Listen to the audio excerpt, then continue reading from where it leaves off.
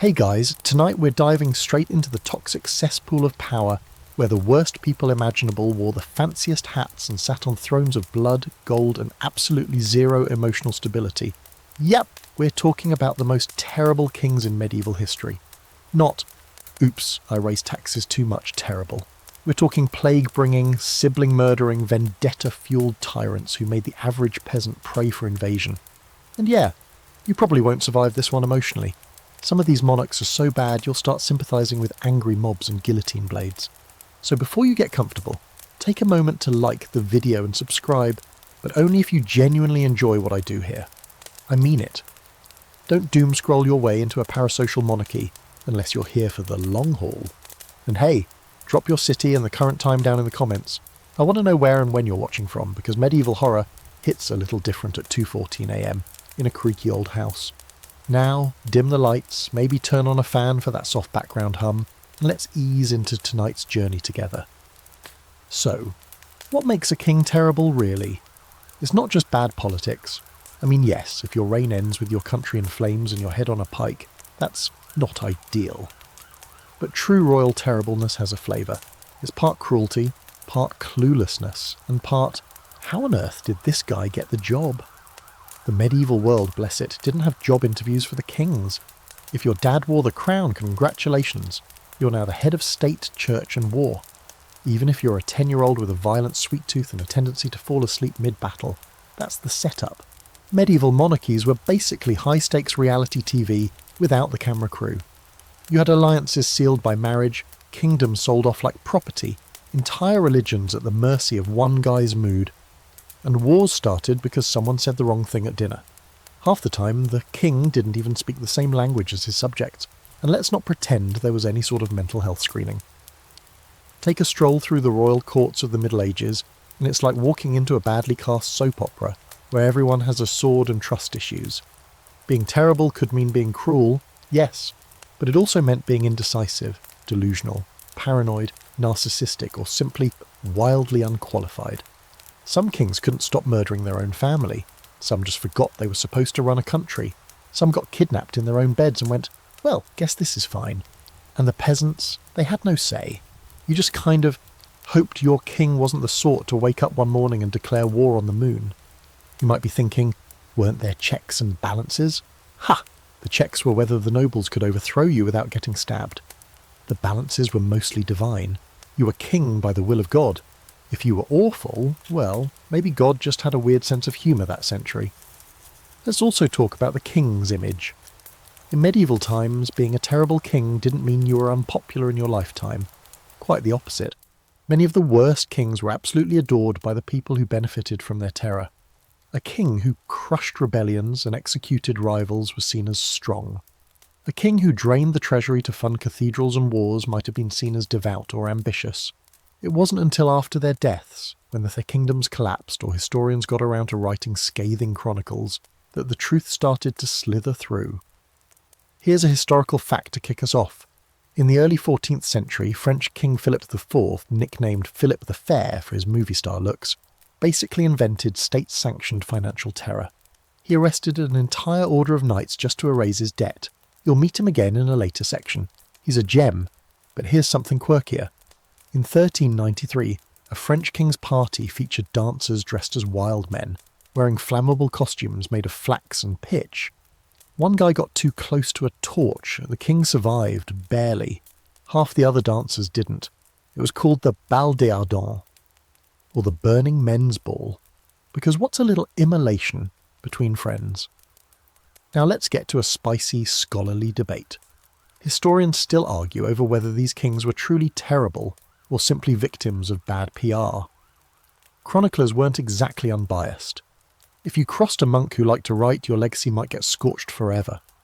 Some kings, like Peter of Castile or even Richard II, had fans who insisted they were misunderstood geniuses, or at least well-meaning screw-ups. Sorting the real tyrants from the tragic figures is part of the fun, but you're not here for nuance. You're here for disaster, and you're going to get it. This journey will take you from England's soggy battlefields to the sunlit horrors of Iberia, from frosty Scandinavian dynasties to the glittering ruins of Constantinople. You'll meet kings who ruled from horseback, kings who ruled from bed, and one who possibly believed he was made of glass, there will be betrayals, bribes, breakdowns, and at least one king who got kicked off the throne by his own mother. So bundle up under your blankets, get cozy, because we're about to enter a gallery of rogues, lunatics, and royal disasters who remind us that just because someone wears a crown doesn't mean they deserve to. First up, just a guy so loathed he got forced to sign a document limiting his power, a document you still hear about 800 years later. King John, yes, that one. You first meet King John of England not through some triumphant coronation or glorious battlefield victory, but usually through some cartoon villainy in a Robin Hood movie. Thin moustache, sneering lips, kind of a weasel vibe, and honestly, that's not too far off. King John is one of those rare cases in medieval history where the bad press is mostly deserved. He didn't just have a bad reign, he had a soul-splintering, country-sinking, barren, enraging meltdown of a reign. If a king were a collapsing tent during a thunderstorm, it would be John. Born in 1166, John was the youngest son of Henry II and Eleanor of Aquitaine. That already makes things messy. His brothers were the medieval Avengers. You had Richard the Lionheart, strong-jawed warrior king who charged into crusades and dazzled bards. Then there's Geoffrey, who was a scheming and slick, and young Henry, who was crowned while his father still lived. John? He got the nickname Lackland because there wasn't any land left for him to inherit. Ouch! Eventually, after the drama of his older brothers either dying gloriously or scheming themselves into oblivion, John clawed his way to the throne in 1199. And right from the start, it's clear he's not the guy you want in charge of your kingdom during, say, a financial crisis or a war with France. Which, of course, were exactly the two things England had going on. One of John's worst qualities, and there are many to choose from, was his paranoia. He saw betrayal everywhere, which is sort of fair in a time when people did betray you constantly. But he took it to a new level. He imprisoned rivals, seized lands from nobles without due cause, and had this nasty habit of locking people in dungeons and letting them rot. Or, in one particularly chilling case, starving them to death. That happened to William de Braos's wife and son after William fell out of favour. Straight up starvation. And John reportedly laughed about it. Now, combine that cheery personality with disastrous military instincts. In 1204 he lost Normandy, yes, all of Normandy, to the French King Philip II. That's not just a little land loss. That's the medieval equivalent of dropping your entire dinner into a sewer. Normandy had been English held for generations. It was part of the Plantagenet heartland. Losing it sent shockwaves through the nobility. And John? Well, he shrugged and started raising taxes to try and fix things. Except he raised taxes like a raccoon trying to open a safe. Loud, chaotic, and entirely counterproductive. He squeezed the barons for every penny he could, bullied the church, and even managed to get excommunicated by Pope Innocent III. That's kind of the medieval king version of getting blocked by heaven. For 5 years, from 1209 to 1214, England was under interdict. No official church services, no weddings, no funerals, no sacraments. People genuinely believed their souls were in danger, and all because John got into a slap fight with the Pope over who should be Archbishop of Canterbury. Now here's your quirky fact for the night. King John allegedly lost the crown jewels, as in dropped them, in a swamp. During a panicked crossing of the Wash in 1216, while fleeing rebel forces and illness, his baggage train got swept away by the tide. Along with it, the royal regalia. Crowns, gold, jewels, gone. Just picture a royal entourage flailing around in a soggy marsh while priceless treasures sink into mud. Honestly, it feels symbolic. And then we arrive at the big one, Magna Carta. The Great Charter. Not just a document, but a full-blown medieval mutiny. By 1215, John had ticked off nearly every major landowner in England. The barons were done. They cornered him at Runnymede and forced him to sign a document that limited his powers and protected their rights. It was supposed to create a kind of accountability, rule of law, grown-up government. Did John respect it? Of course not. He broke the agreement almost immediately, plunging the country into civil war. Now here's where historians like to bicker. Was John truly the worst king in English history, or just the most unlucky? Some say he was more capable than he looked. He managed a functioning navy and showed real administrative skill in some areas. Others argue that he was an effective tyrant, which isn't the same as a failed ruler. But the consensus, he was a disaster at building loyalty, inspiring trust, or knowing when to just Stop. By 1216, John was physically and politically crumbling. He died of dysentery, which feels poetically appropriate. Lonely, hated, likely groaning in pain in some cold, damp bed. No grand death, no heroic last words, just rot and relief from everyone else. You know what's weird, though? Magna Carta, that document he was forced to sign under duress, it didn't matter much in his lifetime, but centuries later it became a cornerstone for modern ideas of liberty and law. The US Constitution, British parliamentary law, they all nod back to this moment where a bunch of angry nobles told a terrible king, no, seriously enough. So in a way, King John's legacy is the most ironic of all. He ruled terribly, lost wars, betrayed friends, angered the church, got cursed by his own nobles, and somehow that chaos gave birth to one of the most important legal principles in Western history, all thanks to a guy who couldn't even keep his crown out of a swamp. So as you lie there, tucked in, staring at the ceiling, and wondering how many other monarchs could possibly top this mess, just know this was only the first stop. Next, a king so completely useless he managed to lose control of an empire his grandfather had built, and slept through most of it. Charles the Fat awaits. So now you meet Charles the Fat, a name so on the nose it almost feels like slander. But no, that's really what they called him. Not Charles the Wise, not Charles the Valiant, just the Fat, which says a lot, doesn't it? This is the kind of king who slides into history like a melted wheel of cheese, soft, slow, and tragically forgotten until you step in it. Charles is a case study in what happens when you inherit too much power and do absolutely nothing with it. He was born in 839 into the once mighty Carolingian dynasty.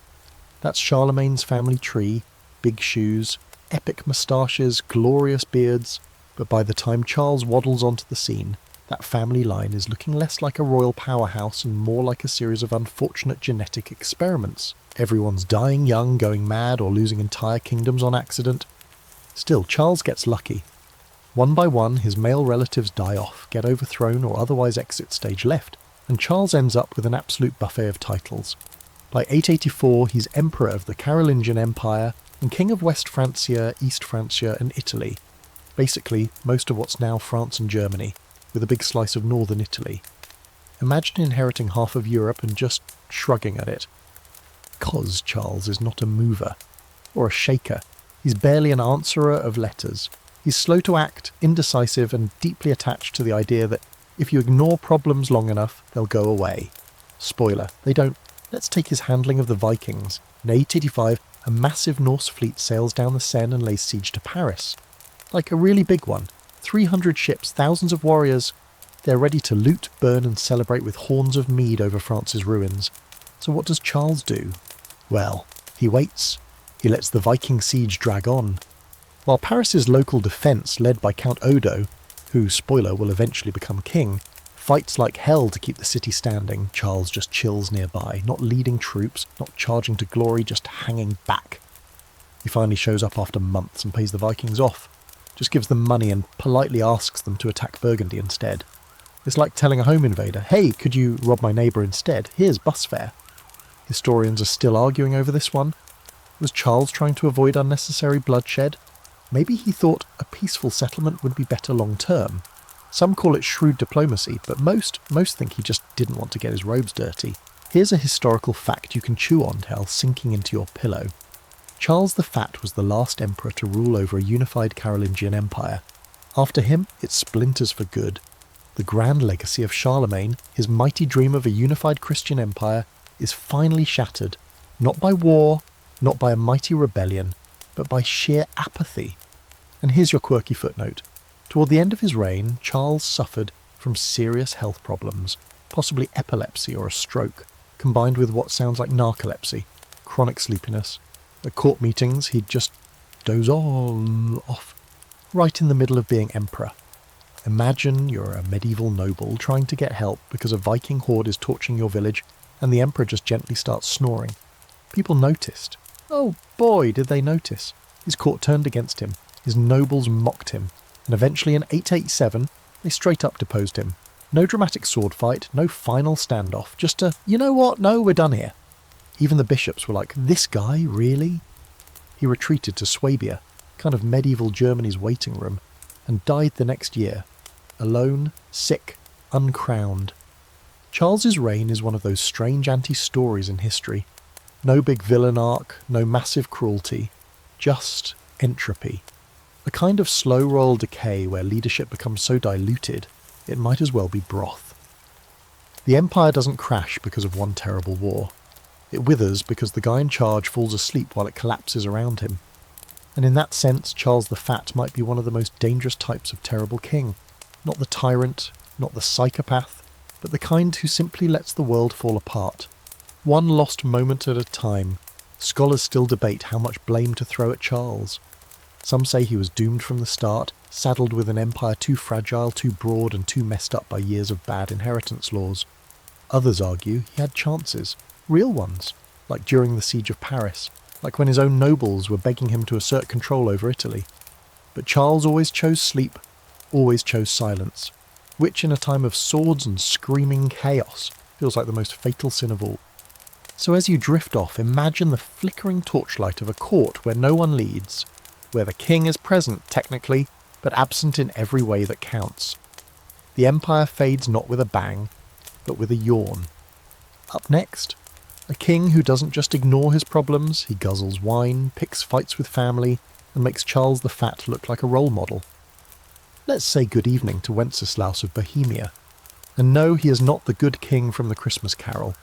Forget everything you think you know about King Wenceslaus, because the guy from the Christmas Carol, yeah, he's not the one we're talking about tonight. That Wenceslaus, good King Wenceslas, was actually a duke, lived earlier, and had earned his reputation for charity and Christian virtue. No, tonight we're meeting his great-great-nephew Wenceslaus IV of Bohemia. And this guy, if we're being polite, he's a mess. If we're being honest, he's a volatile, drunken train wreck with a crown and a dangerously short fuse. Wenceslaus IV ruled as King of Bohemia from 1378 and as King of the Romans, basically the German half of the Holy Roman Empire, from 1376. Sounds impressive, but don't be fooled by the title. His reign was less Holy Roman glory and more drunken street brawls, random imprisonments and noble feuds that spiral completely out of control. He had all the political finesse of a hammer to the face, and that's being generous to hammers. He came to power while still relatively young, but even then there were red flags waving like banners on a battlefield. He was moody, impulsive, and obsessed with his own authority, and instead of building alliances or strengthening his grip on the empire, he spent most of his time drinking, like professionally drinking, wine, beer, spirits, anything that helped him forget the awkwardness of being king without any actual control. He surrounded himself with questionable companions, artists, huntsmen, oddball court favourites, and constantly alienated the powerful nobles who were supposed to help him rule. Here's a historical nugget for you. Wenceslaus was imprisoned not once but twice by his own nobles. In 1394, a group of Bohemian lords got so fed up with his erratic behaviour that they straight up kidnapped him, held him in prison, like he was some rowdy baron, not the king. That sort of thing usually causes a full-blown civil war, but at this point, most people kind of shrugged. It was hard to muster sympathy for a monarch who'd spent most of his reign nursing a hangover and ignoring diplomatic letters. So what got him thrown in jail the first time? Well, it wasn't just the booze, it was also his paranoia and violence. He had several high-ranking nobles executed on flimsy charges. One of the most notorious was the death of John of Nepomuk, a priest who allegedly refused to reveal the Queen's confession.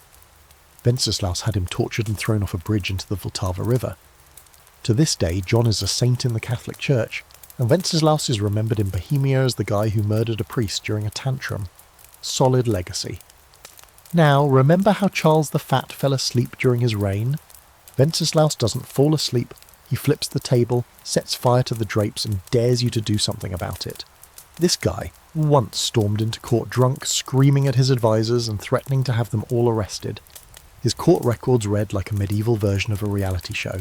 Betrayals, screaming fits, drink-fueled arrests, public insults, and the occasional assassination. He was, in short, exhausting. And here's your fringe fact for the night. Wenceslaus kept a private menagerie of exotic animals, including a tame lion that roamed his court. That's not a metaphor. There was literally a lion wandering around while he held council meetings. It's one thing to intimidate your advisors with authority, it's another to let them wonder if the lion behind them is hungry. Honestly, it's a power move, just not a particularly smart one. The lion, by the way, may have been better at managing court affairs than Wenceslaus, By 1400 things hit a wall. The German electors, those princes who got to vote on who should wear the imperial crown, had had enough. They declared Wenceslaus unfit to be king of the Romans and deposed him. That's not a soft whisper of disapproval. That's a political guillotine. He refused to abdicate, of course, because self-awareness was not part of his skill set. But it didn't matter. The title was gone, and it never came back. Despite all this, he managed to cling to Bohemia for a while longer, mostly because no one else wanted to deal with the headache of replacing him. But he did absolutely nothing to fix the mess he'd created.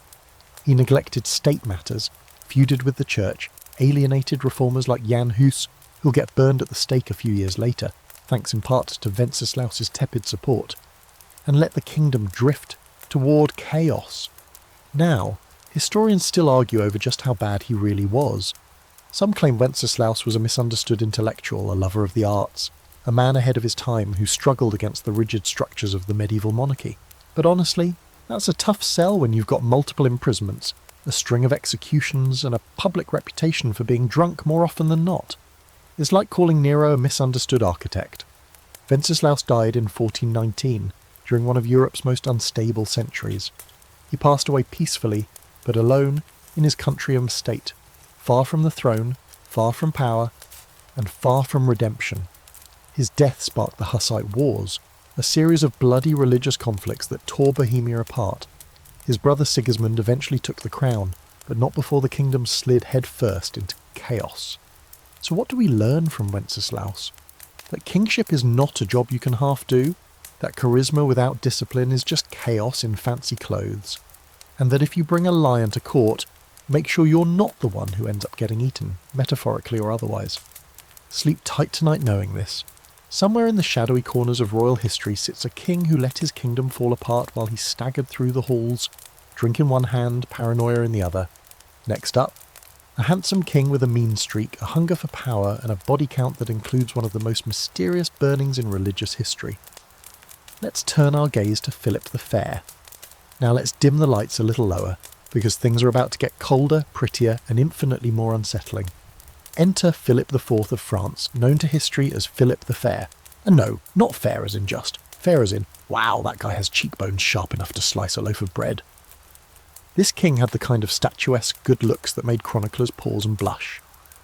But under that smooth marble surface, a core of iron. Philip was ruthless, calculating, and frighteningly effective. He didn't scream like Wenceslaus. He didn't stumble like John. No, Philip smiled, stayed silent, and then quietly pulled the levers that made people disappear. Born in 1268 and crowned in 1285, Philip inherited the French throne from his father, Philip III. He was young, only about 17 when he took the reins, but already carried himself like a man who knew how to win just by standing still. He didn't give speeches, he gave silences that made you uncomfortable. He wasn't loud, but you could always tell he was the most dangerous person in the room. If King John was a tantrum in a cape, Philip the Fair was a guillotine in a velvet glove. Now here's your historical fact. Philip IV is the king who crushed the Knights Templar. You've probably heard that name before, wrapped in conspiracy theories, buried in Dan Brown novels, or glowing in the background of treasure hunting movies. The Templars were a wealthy, powerful military order that had basically become an international bank. And the Philip? He owed them money, a lot of money. So what did he do? He didn't pay them back. He accused them of heresy, of idol worship, of spitting on the cross, of kissing each other in secret ceremonies. Seriously. He compiled a list of charges that sound like something a paranoid monk scribbled after a bad dream. And on Friday, October 13th, 1307, a day that gives rise to the whole Friday the 13th is unlucky thing, Philip ordered mass arrests. The Templars were tortured, forced to confess, and eventually burned at the stake. Most notably Jacques de Molay, the Grand Master, who allegedly cursed Philip and the Pope with his last breath. Both men would be dead within a year. But that wasn't the only group Philip shook down. He also targeted the Jews in France, expelling them from the kingdom in 1306 and seizing their property and financial records. Then he tried to strong-arm the church. That's right, he took on the Pope, which in the Middle Ages was basically picking a fight with the sun. He wanted to tax the clergy. Pope Boniface VIII said no. Philip responded by unleashing a smear campaign accusing the Pope of all sorts of wild sins, and eventually sending soldiers to capture him. Boniface was slapped in the face, literally during his arrest, and died shortly afterward, humiliated and broken. And if that's not enough, Philip didn't stop there. He pushed for the relocation of the papacy from Rome to Avignon, kicking off what historians call the Babylonian captivity of the Church. For 70 years, the popes ruled from France under the shadow of French kings. Philip didn't just challenge the Church's authority, he rewired it. So here's your quirky fact. Despite being a control freak who worked from the shadows, Philip was also bizarrely obsessed with legal paperwork. He adored bureaucracy. He strengthened the monarchy not by waving swords, but by expanding the royal administration. He buried enemies in ledgers, lawsuits, and royal ordinances. If there's a patron saint of weaponized paperwork, it's Philip. Still, for all his icy brilliance, not everyone agrees on how history should judge him. Some historians argue that he was just playing the long game, that his centralisation of power paved the way for a stronger, more modern France. Others say he was a cold-hearted opportunist who destroyed people for gold and ego. Jacques de Molay certainly wasn't sending him Christmas cards from the afterlife. The thing is, Philip's reign looked successful on the surface. He increased royal authority, expanded taxation, put nobles and clergy in their place. France seemed stronger. But all of that came at a cost, one that would hit hard after his death. His 3 sons all became kings, and all 3 were disasters. None of them produced a surviving male heir. That kicked off the Capetian extinction crisis, and eventually sparked the 100 Years' War. It's as if France swallowed poison in 1314 and didn't realise it until decades later. Let's talk curses for a moment, because here's something spooky to lull you towards sleep. After Jacques de Molay was burned alive, he supposedly shouted that both Philip and Pope Clement V would die within the year and be judged before God. Guess what? They did. Within months, both were dead. Chroniclers whispered that it was divine revenge, that the Templars had summoned doom from the flames, and the family line, it really did crumble. One by one, Philip's sons fell, his grandsons too. It was like a royal house imploding in slow motion. Whether you believe in curses or not, you can't deny the eerie dominoes falling in the years after Philip's final schemes. It's one of those rare chapters in history where the villain wins the battle, but maybe loses the war. So as you snuggle in under the blankets tonight, think of Philip the Fair, beautiful on the outside, ice cold on the inside. The king who destroyed institutions with calm precision, wore a crown like a dagger in disguise, and left a scorched legacy that historians still argue about in library basements and late-night symposiums. And after this Machiavellian masterpiece, we head to Portugal, where a king's reign went so badly that his own mother and brother said, "Nope, we're taking it from here." Next up, the forgettable, regrettable, and replaceable Sancho II. Let's take a slow turn south now into the dry hills and stone chapels of medieval Portugal, where the sun always seems just a little too bright and the air a little too dry. Perfect conditions for the political drama to go from simmer to boil. Our next king is Sancho II, and unlike the cold calculation of Philip the Fair, Sancho didn't need to be feared to be terrible. He just needed to be wildly unpopular, deeply incompetent, and so politically tone-deaf that even his own family politely asked him to vacate the throne. Which he did, with minimal fuss, almost like he'd forgotten he was king. Sancho ruled Portugal from 1223 to 1248, and he didn't exactly kick things off on a bad foot. In fact, when he inherited the throne from his father, Afonso V, the country was fine. Not great, not in flames, just your standard medieval kingdom wobbling between wars, church disputes, and the occasional regional squabble. Sancho had a decent setup. He just didn't know what to do with it. His nickname was Sancho the Caped, which sounds heroic, but mostly referred to the kind of fancy, oversized cloak he wore around court. Maybe it was stylish, maybe it was ridiculous. Either way, the cape was doing more heavy lifting than the king wearing it. Sancho wasn't a tyrant. He wasn't even especially cruel. He was just aggressively mediocre in a time when mediocrity got you killed or kicked out. He was terrible not because of what he did, but because of what he didn't do. Let's start with the church, because if you were a medieval king and wanted to make things worse as quickly as possible, step one was always pick a fight with the Pope. Sancho did exactly that. He clashed with the church over land disputes, appointments and royal privileges. The clergy saw him as impious, dismissive, and borderline heretical. Sancho saw the church as an annoying bureaucratic speed bump. But unlike Philip the Fair, Sancho didn't have the power or brains to actually win that fight, so it just dragged on, until Pope Innocent IV had enough and literally declared Sancho unfit to rule in 1245. This wasn't symbolic. The Pope sent a letter, called a papal bull, publicly calling for Sancho's removal. That's like your boss sending a company-wide email saying you're fired because you keep falling asleep at your desk and eating other people's lunches. Except instead of losing your job, you lose your entire kingdom. And instead of a boss, it's the most powerful religious figure in Europe. And who did the Pope want to replace him? Sancho's younger brother, Afonso. That's right. A good old-fashioned family coup sponsored by the church itself. And the most astonishing part? It worked. Afonso crossed into Portugal with church support, was welcomed by a huge portion of the nobility, and began taking over the government, city by city, council by council, without even needing to raise his sword. Sancho, for his part, retreated south to the town of Toledo in Castile, and kind of gave up. So here's your historical fact. Sancho Vecchi is one of the few monarchs in medieval Europe to be officially deposed by the Pope and replaced without a single major civil war. The entire thing went down like a slow-motion mutiny wrapped in formal letters and awkward family dinners. And here's your fringe detail of the night. Sancho was reportedly obsessed with meat. He stocked royal kitchens with extravagant quantities of pork, beef and game, sometimes neglecting to fund other court expenses just to keep his feasts coming. Chroniclers joke about banquets where the meat outweighed the guests. It's one thing to feast like a king, it's another to bankrupt your palace trying to maintain the world's most absurd charcuterie board. Now historians still scratch their heads over Sancho's reign. Was he really that bad? Or was he just socially outgunned by a church that had grown tired of being ignored?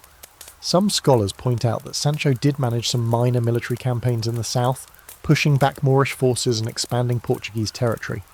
But none of that mattered once the church labelled him unfit. Reputation trumped results. And let's talk about that reputation. It was muddy. He wasn't brave enough to inspire loyalty, not pious enough to earn the clergy's blessing, not ruthless enough to scare his enemies, and not clever enough to outmaneuver the political vultures circling above. Sancho was a shadow king, one who walked the halls of power but never really understood the game being played around him. By 1247, the writing was on the wall. His brother Afonso controlled the courts, the church and the army. Sancho, sick and increasingly isolated, fled into exile. He died in 1248 in Toledo, not in a blaze of battle or a tragic fall, but in bed, quietly, irrelevant, the kind of death you get when the world's already forgotten you. There's something uniquely sad about Sancho. He didn't burn kingdoms or launch vendettas, he just drifted. A terrible king not through villainy, but through absence. He ruled like a man sitting in the back of a classroom half listening, unsure why he's even there. So as you drift off tonight, picture a once proud monarch sitting alone at a long wooden table, surrounded by roasted meats, while his crown gathers dust in a city he no longer controls. Outside, the church is rewriting his legacy. His brother is being hailed as a saviour. And Sancho? Sancho's just wondering how it all slipped through his fingers. Next, we return to England, again, because the island just can't stop producing train wreck monarchs. Meet Henry VI, a gentle soul in a brutal world, a king so passive, so mentally fragile, he sleepwalked his way into one of the bloodiest conflicts in English history. So now we travel back to England, where kingship is less about ruling and more like repeatedly tripping over the same sword. Enter Henry VI, the human embodiment of a damp paper towel in a windstorm. This is a king who didn't rage, didn't scheme, didn't shout, and honestly didn't do much of anything, except quietly unravel the entire English monarchy. Henry VI reigned during one of the most violent, unstable periods in English history, and instead of steering the ship, he kind of just clung to the wheel while everything exploded around him. Born in 1421 and crowned King of England at the tender age of 9 months old, Henry had almost no chance of becoming a capable ruler. His father, Henry V, had died in glorious fashion, battle-hardened, victorious in France, immortalised by Shakespeare, big shoes to fill, and Henry VI didn't even crawl yet, so his reign began under regents and caretakers, with the whole kingdom holding its breath, hoping he'd grow into the role. Spoiler, he didn't. By the time he was old enough to technically rule on his own, it was clear something was off. Henry was pious, yes, gentle, kind-hearted even. He founded Eton College and King's College, which is very noble. But kindness isn't necessarily what you need when the barons are sharpening their swords, your advisors are power-hungry, and your government is hemorrhaging money in a never-ending war with France. Here's your historical fact for tonight. During Henry's reign, England lost nearly all of its territories in France that had been gained during the 100 Years' War. Cities like Bordeaux and Normandy, gone. All that blood and gold spilled by his father and grandfather, wasted. By the 1450s, the English had been pushed almost entirely out of France, with only Calais left like a sad post-it note reminding them of their former glory. Now here's where things get dark and weird. Henry had serious mental health issues. In 1453, he suffered a complete breakdown. For over a year, he was totally unresponsive. He didn't speak, didn't move, didn't recognise people. He just stared into space for 14 months. During that time, his wife, Margaret of Anjou, gave birth to their son, and Henry had no idea. Literally didn't react. The country was being governed by other people, mostly Margaret and the powerful Duke of York, who had ambitions of his own. And this mental collapse didn't just go away. Henry would swing between these zombie-like states and brief recoveries, but his behaviour remained erratic, distracted, and childlike. Court chroniclers described him as sweet, devout, and utterly incapable of making a decision without being told what to do. He preferred reading scripture to discussing politics, and if he ever showed strength, it was the kind that made nobles nervous. Random outbursts, sudden fears, or long, droning sermons about sin or while the treasury burned behind him. Now, let's get to your quirky fact. Henry was absolutely obsessed with avoiding sin. He reportedly never said a harsh word, refused to hunt or joust, considered the noble pastimes, and had a deep terror of bloodshed, which is sweet in theory, except this is medieval England. Your crown is literally held in place by force, fear, and a few flimsy family trees. You can't avoid blood when your throne depends on it. And predictably, everything started falling apart. His court fractured between supporters of his wife, Margaret, and those who believed Henry was too broken to rule. Enter the Wars of the Roses, a decades-long family feud between the houses of Lancaster, Henry's side, and York. This wasn't just one war, this was a rolling disaster that saw kings rise and fall, cousins stab cousins, and the nobility rip itself apart like it was auditioning for a historical horror film. Henry, he floated through it like a ghost, occasionally captured, occasionally restored, but never truly in power. At one point he was imprisoned in the Tower of London twice.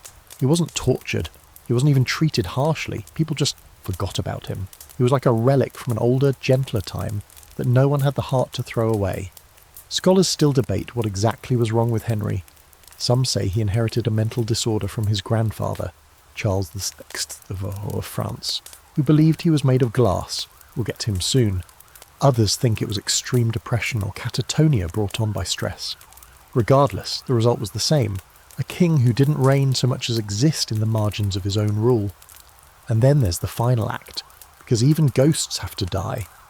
After a brief restoration to the throne in 1470, Henry was once again deposed in 1471 by Edward IV, leader of the Yorkists. And this time it was final. Henry was murdered in the Tower of London, likely on Edward's orders, stabbed through the chest while praying. It was quiet, clinical, the kind of end that history barely flinches at anymore. But let's not pretend Henry didn't leave scars. His reign shattered the Plantagenet dynasty and cracked England open like an egg. The Wars of the Roses would eventually give way to the Tudors, yes, those Tudors, and leave the realm suspicious, bloodied, and deeply sceptical of weak kings ever again. So tonight, as you drift towards sleep, picture a royal court with the lights dimmed, the fire dying, and a pale-faced king sitting alone with a Bible in his lap, quietly mouthing verses, while the sounds of rebellion echo down the halls. He won't fight, he won't shout, he'll just sit and pray and fade. Next, we leave England behind and head to France again, where the madness runs deeper and stranger. The king believes he's made of glass, literally, and he's not entirely wrong to be afraid of breaking. Up next, Charles VI, the Mad King of France. Now we step softly into the shadowy corridors of medieval France, into a palace where the firelight flickers just a little too wildly, and the king keeps looking at his hands like they might shatter. This is the court of Charles VI, known to history, in a whisper, as Charles the Mad. And while most terrible kings earned their infamy through cruelty or incompetence, Charles earns his place in this rogues gallery by way of tragedy. Because here's a king who didn't want to break the world, he just couldn't stop breaking himself. Charles VI was born in 1368 and crowned King of France in 1380 at the age of 11, in a realm still reeling from the 100 Years' War, economic collapse, and the ever-charming arrival of the Black Death. Not a great moment to step into power. And since he was a child, a group of powerful uncles, each more ambitious than the last, governed as regents. When Charles came of age and officially began to rule, people hoped he'd bring stability, charm, and just a little peace. For a brief flicker of time, he did. They called him Charles the Beloved. But then the flicker went out. In 1392, Charles suffered his first mental breakdown. It came out of nowhere. He was travelling with his army through the forest on a hot day when a man, dishevelled, wild-eyed, rushed from the trees, grabbed his horse's reins and screamed, "Ride no farther, noble king! You are betrayed!" Most dismissed the warning as nonsense. Charles did not. Shortly after, in the suffocating heat, with the sun bearing down and the forest closing in, Charles suddenly turned on his own men. Drawing his sword, he attacked his entourage, screaming incoherently, killing one of his knights, and nearly slicing others before he was restrained. He collapsed into unconsciousness, and when he awoke, he didn't know who he was. He didn't recognise his wife, his children, or his own name. He became catatonic, barely speaking, barely eating. Thus began the long, painful decline of a king who would be ruled by madness for the rest of his life. Here's your historical fact. Charles suffered more than 40 recorded episodes of psychosis over his lifetime, some lasting weeks, some lasting months. During these times, he would hide from his own reflection, refuse to bathe, or wander the palace halls barefoot, howling like a ghost. He once spent days howling that he was St. George. Another time, he refused to allow anyone to touch him, convinced his body was made of glass and would shatter from even a soft pat on the shoulder. He wore padded clothes to protect himself. Imagine a king, draped in layers of cloth, tiptoeing across his own chambers, begging not to be broken. That's not myth, that's historical record. And here's your fringe fact. During one of his recovered periods, his queen threw a party called the Bal des Ardents, or the Ball of the Burning Men. It was meant to celebrate a noble wedding, and Charles, ever eager to enjoy himself when lucid, agreed to dress as a wild man covered in flammable resin and flax, with several others. While they danced in torchlight, one guest got too close. Flames erupted. The dancers caught fire, screaming, thrashing, dying. Charles survived barely, protected by a quick-thinking noblewoman who smothered him under her dress. 4 of the wild men burned to death. It was one of the most infamous disasters in the French court. And Charles? His trauma shattered what was left of his grip on reality. Meanwhile, the realm itself was spiralling. Because when your king spends half the year not recognising his own children, someone else has to govern. But who? The power vacuum at court was like blood in the water. The Queen, Isabeau of Bavaria, was politically savvy but unpopular and rumoured to be unfaithful. The king's brother, Louis of Orleans, and his cousin, John the Fearless of Burgundy, began a brutal rivalry for control of the regency. That rivalry would soon spill into the streets in a cycle of assassinations, civil war, and betrayal. The monarchy fractured, and the 100 Years' War, already bad, got worse. At one point, the French court tried to hide Charles's condition from the people. They'd dress him up, stand him at a window, wave his hand, and then rush him back to his chambers before anyone noticed the blank stare or trembling fingers. But the truth leaked out. And when your king believes he's made of glass, it's hard to convince the realm that everything's fine. Now here's the scholarly debate. Was Charles schizophrenic? Bipolar? Did he suffer from a form of porphyria, or even hereditary madness passed down from his mother's side? His grandfather, by the way, also had, let's say, unusual behaviour. Whatever the diagnosis, historians agree that Charles's reign was a turning point, a tragedy that turned into national catastrophe. Because while Charles drifted between madness and lucidity, France fell to pieces. Rival factions split the government. English forces, led by Henry V, surged across the Channel and delivered one of the most humiliating defeats in French history at Agincourt. The Treaty of Troyes followed, in which Charles, by then a husk of a king, was manipulated into disinheriting his own son in favour of the English crown. That's right. He was so mentally unwell that England got to lay claim to France through a legal document his caretakers signed on his behalf. His son, the future Charles VII, had to flee and build a resistance from exile. France was on the brink of total collapse, all while the king sat inside a palace, afraid of shattering into 1,000 invisible shards. Charles VI died in 1422, outlived by his madness, his enemies, and even the war he helped accelerate. His legacy is a broken court, a divided kingdom, and a monarchy that limped through decades of foreign domination and civil war. The crown he left behind would eventually rest on the heads of warriors, reformers, and a teenage girl who claimed she heard voices from God, Joan of Arc. But Charles, he remains the cautionary tale, the king who couldn't rule, the man who thought he was glass, and the embodiment of what happens when power and mental illnesses collide with no guardrails. So tonight, imagine a darkened royal room, curtains drawn tight, servants whispering at the edges. Inside, a king stares at his own hands, terrified to move, convinced that even a single breath could shatter him forever. And now we leave the glass palace behind and head north, where Scotland gave us a king who was never really allowed to be king at all. A puppet on a throne, mocked by his people, and discarded like a bad chess piece. Next, John Balliol, Scotland's least wanted monarch. And now we make our way to Scotland, a land of misty moors, bloody border wars, and stubborn independence. But for all its legendary warrior kings and battle-hardened nobles, there's one monarch who enters the story not with a bang, but with an awkward shuffle. Meet John Balliol, the king who was chosen by committee, ruled by proxy, and ultimately discarded like a limp haggis after a bad banquet. If Scotland's history is a thunderous ballad, John is the part where someone trips over the lute and faceplants into the fire. To understand how Balliol ended up on the throne, you have to picture Scotland in 1290, a country in panic mode. The beloved king, Alexander III, had died unexpectedly in a riding accident. He fell off his horse in the dark, because of course he did, and his only heir, a little girl named Margaret, the Maid of Norway, died soon after on her voyage to Scotland. That left Scotland with no clear ruler, and a dozen different noble families foaming at the mouth for a shot at the crown. Enter Edward III of England, also known as Longshanks, a king not known for his subtlety. The Scots asked him to help arbitrate the succession crisis, which is a bit like asking a wolf to help decide who should guard your sheep. Edward agreed, but with a catch. Whoever he picked would have to acknowledge him as their feudal overlord. The Scottish nobles, desperate to avoid a civil war, reluctantly went along with it. After months of deliberation, 12 contenders were whittled down to 3, and finally, in 1292, Edward chose John Balliol. Why? Because John was weak, malleable, a man whose family had claims to the throne but none of the fire to hold it. Edward wanted a puppet, and John looked like a man made entirely of string.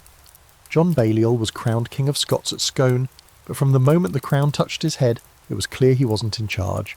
Every major decision had to be approved by Edward. Edward summoned him to English courts, overturned his rulings, and treated him like a glorified mayor instead of a king. Imagine being crowned monarch, and then immediately having your neighbour walk into your palace and start moving the furniture. That was John's life. Now here's your historical fact. Balliol is the only Scottish king to be legally and formally deposed by the English. In 1296, after years of humiliation, he finally pushed back, joining a military alliance with France and launching a rebellion against English interference. It was short-lived. Edward stormed into Scotland, crushed resistance at the Battle of Dunbar, and personally tore the royal insignia from John's clothes in front of everyone. It's the medieval version of being fired on live television. Afterward, John was mockingly called Tomb Tabard, meaning empty coat, because that's all he was, a shell of a king. Here's your quirky fact of the night. After his deposition, John wasn't executed or tortured. He was sent to England, held in honourable captivity for a few years, and then quietly allowed to retire in France. He lived out the rest of his life in obscurity, sipping wine in Picardy while his country exploded into rebellion.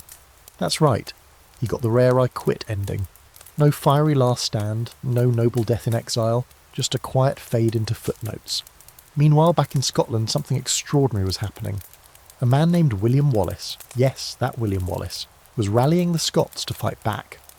Balliol had become irrelevant, a name people spat out when they needed a reminder of what weakness looked like. And yet, despite his epic failure, John's name still lingered like a bad smell in Scottish politics for years. His family, the Balliols, never fully recovered their reputation, and later attempts by his relatives to reclaim the throne went nowhere. Scholars still debate whether John was truly terrible or just tragically outmatched. Some suggest he had potential. After all, he did try to establish a council to govern Scotland independently of Edward's influence. He even oversaw legal reforms during his short reign. But none of it mattered in the long run. His biggest mistake wasn't a crime or a blunder. It was simply being the wrong man in the wrong job at the worst possible time. Because John Balliol's reign is what happens when compromise goes wrong. The Scots needed a fighter. They got a paperweight. Edward needed obedience. He got resentment. And John himself? He just wanted to be king in a world that didn't want him to act like one. So as you lie there tonight, picture a small Scottish court filled with uneasy nobles and whispered prayers, while outside the wind howls over the hills and English banners march across the border. Somewhere in the middle stands John Balliol, crowned, bowed and already fading. And next, let's leave behind the weak and step into the fire, literally. Because our next king isn't remembered for being spineless. He's remembered for being cruel. A man so brutal his own people couldn't decide whether to fear him or love him, whether to call him a tyrant or a reformer. Let's meet Peter of Castile, the king they called the cruel, the just, and everything in between. Welcome to 14th century Castile, a land of golden plains, simmering vendettas, and kings with enough emotional baggage to sink a cathedral.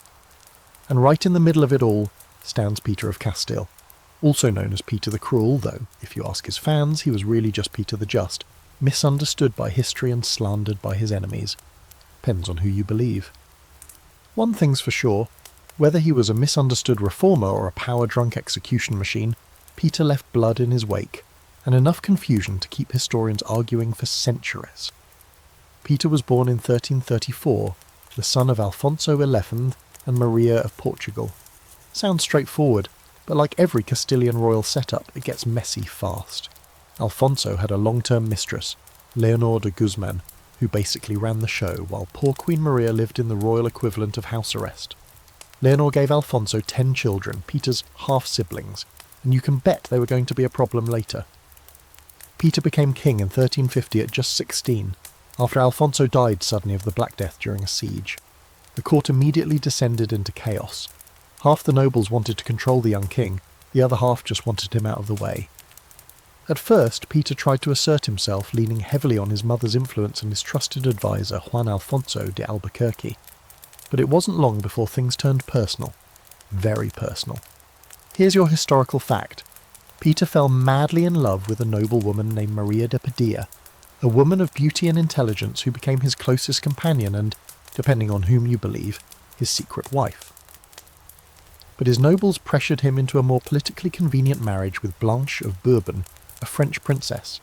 So Peter married Blanche, then abandoned her 3 days later and returned to Maria. 3 days. That's barely enough time to figure out which side of the bed you like. What followed was a downward spiral of paranoia, vengeance, and murder. Peter launched a campaign against the aristocracy that makes Game of Thrones look like polite tea service. He arrested, exiled, or executed noble after noble, especially those connected to his father's mistress, Leonor, and her children. And yes, that includes Peter's half-brothers, most notably Henry of Trastamara, who would eventually rise up against him. But let's pause here for your quirky fact. Peter once tricked a group of nobles into believing he was offering them a pardon and safe passage, then had them all executed the moment they let down their guard. It wasn't even subtle. The blood hadn't dried before he hosted a feast in the same hall. That's the kind of move that gets you a cool nickname if you're a pirate, but as a king, it mostly just guarantees revenge is coming. And oh, did it ever. Henry of Trastamara, Peter's half-brother, declared himself king in 1366 with backing from France and Aragon, kicking off a brutal civil war. Peter was temporarily ousted and had to flee to Galicia, then Portugal, and finally to England, where he convinced Edward, the Black Prince, to support him. With English troops and a lot of money, Peter regained his throne in 1367 after the Battle of Najera. For a moment it seemed like Peter had the upper hand, but the chaos hadn't burned out yet. By 1369, Henry returned with another army, and this time Peter's allies had run out of patience, resources, and probably faith in his ability to not go full Hamlet in every family situation. The two brothers finally met face to face in the castle of Montiel. Here's how it ended. During a supposed negotiation arranged by the French mercenary Bertrand du Guesclin, Peter was ambushed. He lunged at Henry with a dagger. They wrestled, and Henry stabbed him to death with his own hands. Just picture that, two royal brothers grappling in the dirt by torchlight while mercenaries looked on, waiting to see which royal corpse they'd be dragging out. So was Peter truly the cruel, or was that just what the winning side called him? That's the scholarly debate. His defenders argue he was a reformer who cracked down on corrupt nobles, protected Jewish communities from violent mobs, and tried to create a more centralised modern monarchy. His enemies, nobles who like things messy and in their favour, painted him as a psychopath who murdered anyone who looked at him wrong. And since Henry won and founded a new royal dynasty, guess which version got written down more? But the truth probably lives somewhere in the middle. Peter was smart, yes, and brave, but he was also impulsive, paranoid, and quick to draw blood. He didn't just punish the guilty, he punished the suspicious, the annoying, and the politically inconvenient. The very traits that made him reform-minded also made him feared. And in 14th century Castile, that's a death sentence if you don't have a firm grip on your throne 24/7. Here's a haunting detail to close out the night. After Henry killed Peter, he allegedly stepped over his brother's corpse and said, "I neither wish nor desire to do more." But within days, he began executing Peter's supporters one by one, as if the cycle had simply rebooted. So as you drift off tonight, imagine a dark fortress surrounded by desert wind, two brothers locked in a final embrace, and the whispered promises of justice turning into screams in the hall. Peter ruled with fire and suspicion, and in the end, he was consumed by both. Next we head north to Denmark, where royal failure takes a different shape. Sloppier, drunker, and much more likely to end in exile with a barrel of ale. Let's meet Valdemar III, a king who really just wanted to party. Alright, stretch your leg, refill your mug and brace yourself. We're off to Denmark now, where royal disaster wears a smile, smells faintly of beer, and often forgets what day it is. Meet Valdemar III, King of Denmark, and one of the most spectacular underachievers to ever slouch onto a throne. His reign isn't marked by carnage or cruelty. No, Valdemar's brand of terribleness is almost casual. Like if being king were a job he got by accident and decided to keep just long enough to ruin someone else's plans. Let's set the scene. It's the early 14th century. Denmark is unstable, caught between rebellious nobles, financial collapse, and a growing hunger for more independence among the ruling class. So who better to lead them than a teenage duke from northern Germany who barely spoke the language and probably thought Danes was a kind of fish? Valdemar was born in 1314 into the ducal family of Schleswig. His big break came in 1326 when a powerful group of Danish nobles, fed up with the reigning king Christopher II, decided to boot their monarch and install a figurehead instead. Someone young, mouldable and easily controlled. Enter Valdemar. At just 12 years old, he was declared King of Denmark. But let's be real, he was a meat puppet with a crown. The real power belonged to Count Gerhard of Holstein, the man pulling Valdemar's strings and treating the Danish throne like a second-hand puppet theatre. Now here's your historical fact. During his first reign, yes, he had two, Valdemar didn't rule so much as observe. The country was in the grip of foreign overlords, German mercenaries roamed freely, and Danish peasants muttered about the foreigner king who barely showed his face. Meanwhile, Gerhard stripped the kingdom of what little wealth it had left and used it to strengthen his own territories. Valdemar, bless him, just sort of sat there. He didn't resist, didn't organise. He probably didn't even understand half of what was going on. This went on for 5 long, miserable years until the Danes finally snapped. They rebelled in 1330, and by 1331 they had kicked both Gerhard and Valdemar out. The nobility begged the exiled King Christopher II to return, and Valdemar was forced to slink back to his native Schleswig, throne lost, reputation in shambles, and probably still wondering what just happened. But wait, it gets better. In 1340, after King Christopher II's death, Valdemar decided to try again.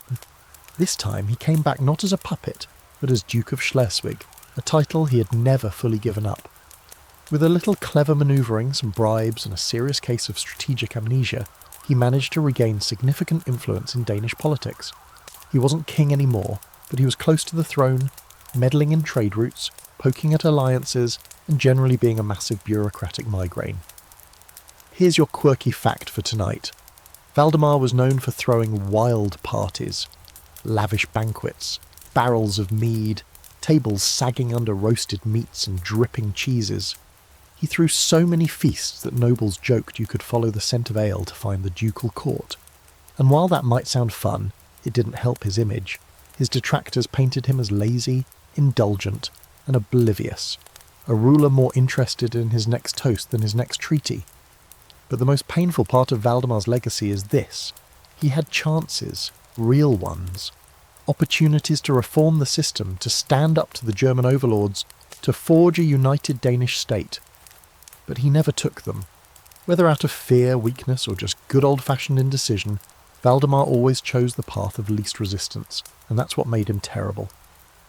Historians still debate how much of Denmark's 14th century mess was truly his fault. Some argue he was just a pawn, a teenager thrust into a violent adult world. Others say he could have grown into the role, but never bothered to try. Even after his brief brush with kingship, he continued to undermine Danish sovereignty from the sidelines, clinging to Schleswig and poking at Danish unity like a bored kid with a stick.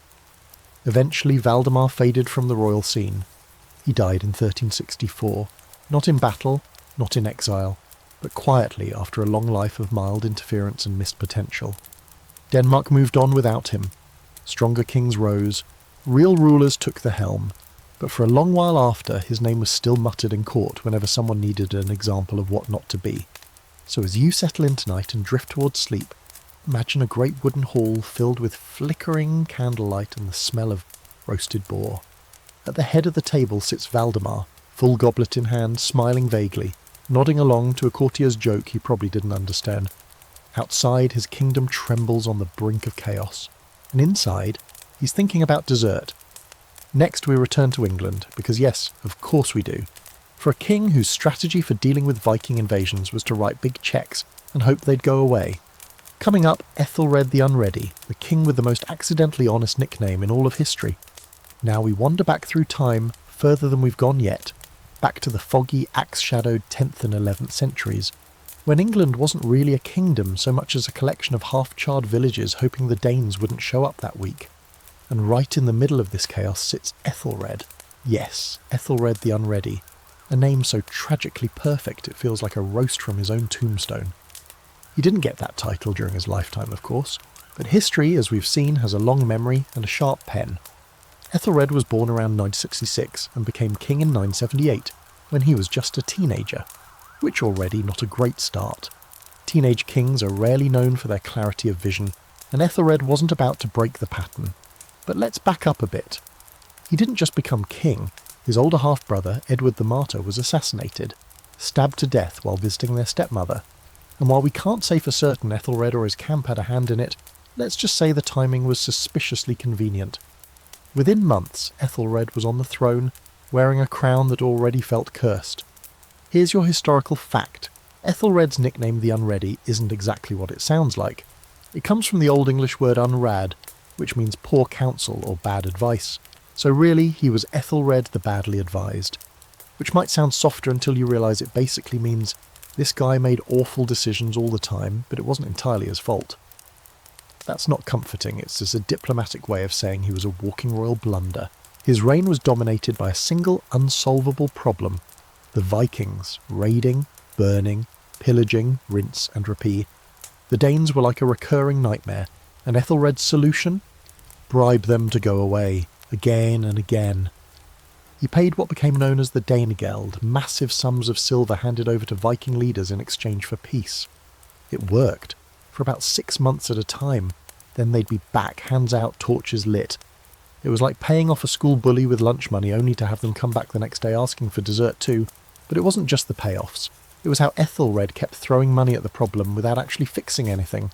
No defensive reforms, no military revamps, no plan beyond, maybe if I give them enough, they'll just get bored. That never works. Vikings were not known for their boredom threshold. And here's your quirky fact. In What Happened in 2, Ethelred had a bold, if deeply unhinged idea. He ordered the massacre of all Danes living in England, men, women and children, on what came to be known as St. Brice's Day. The plan was to eliminate the Danish threat by preemptively slaughtering any Norse settlers. It was both morally horrific and tactically disastrous. Among the victims, likely the sister of Sweyn Forkbeard, the King of Denmark, which meant, naturally, that Sweyn responded by invading with a proper army. So Ethelred, in trying to stop future Viking attacks, managed to guarantee the worst one yet. Sweyn took his time, burning through England like a man collecting overdue rent, and by 1013 Ethelred had fled to Normandy, completely booted from his own kingdom. Imagine that, a king so ineffective that even the people who benefited from his bribes wanted someone else. They didn't just hate him, they replaced him. It's like getting fired from a job where you were the only applicant. Sweyn died suddenly the next year, and Ethelred was actually invited back, yes, invited, to reclaim the throne. But even that comeback was messy. His return conditions included promises to rule more justly and stop listening to his worst advisors. Basically, the Anglo-Saxon version of "I'll be better, I swear." And just like any bad sequel, Ethelred 2.0 was not an improvement. He kept making bad calls, alienating allies, and fumbling military responses. His own sons, especially Edmund Ironside, had to step in and try to hold things together. And then, in 1016, he died, probably worn out from 2 decades of apologies and panicked treasury withdrawals. Now historians love to argue about how bad Ethelred really was. Some say he was just unlucky, facing a problem that no one could have solved perfectly. After all, the Vikings were a tidal wave, not a trickle. Others insist that his refusal to lead decisively, to stop relying on bribes, and to deal with his internal squabbles doomed him from the start. Either way, the crown he left behind was a smoking mess. By the time Ethelred died, his kingdom had been so destabilised that a Danish king, Canute the Great, would soon take over entirely. Yes, a Viking sat on the English throne because Ethelred just couldn't get it together. That's like letting the burglars move in and redecorate. So as you snuggle deeper into your blankets tonight, picture this. A weary king pacing a draughty stone hall, wringing his hands, muttering about the next silver payment, while outside longships line the coast again and villagers prepare for the worst. And maybe, Ethelred sighs and wonders if next time they'll just accept the coin and leave him be. Spoiler, they won't. Next we meet a king who was so much of a political ghost he was crowned before birth and died before ever getting the chance to rule. A life lived almost entirely in royal footnotes. Coming up, Ladislaus the Posthumous, the king who arrived too late and left too soon. Now let's drift east, into the tangled heart of Central Europe, where the Habsburgs are already starting to stretch their pale, bony fingers across crowns and bloodlines like they're collecting them in a very morbid stamp book. And in the middle of all that dynastic chess sits a child king, if you can even call him that, who was crowned before he was born, raised like a fragile relic, and died before ever actually ruling anything.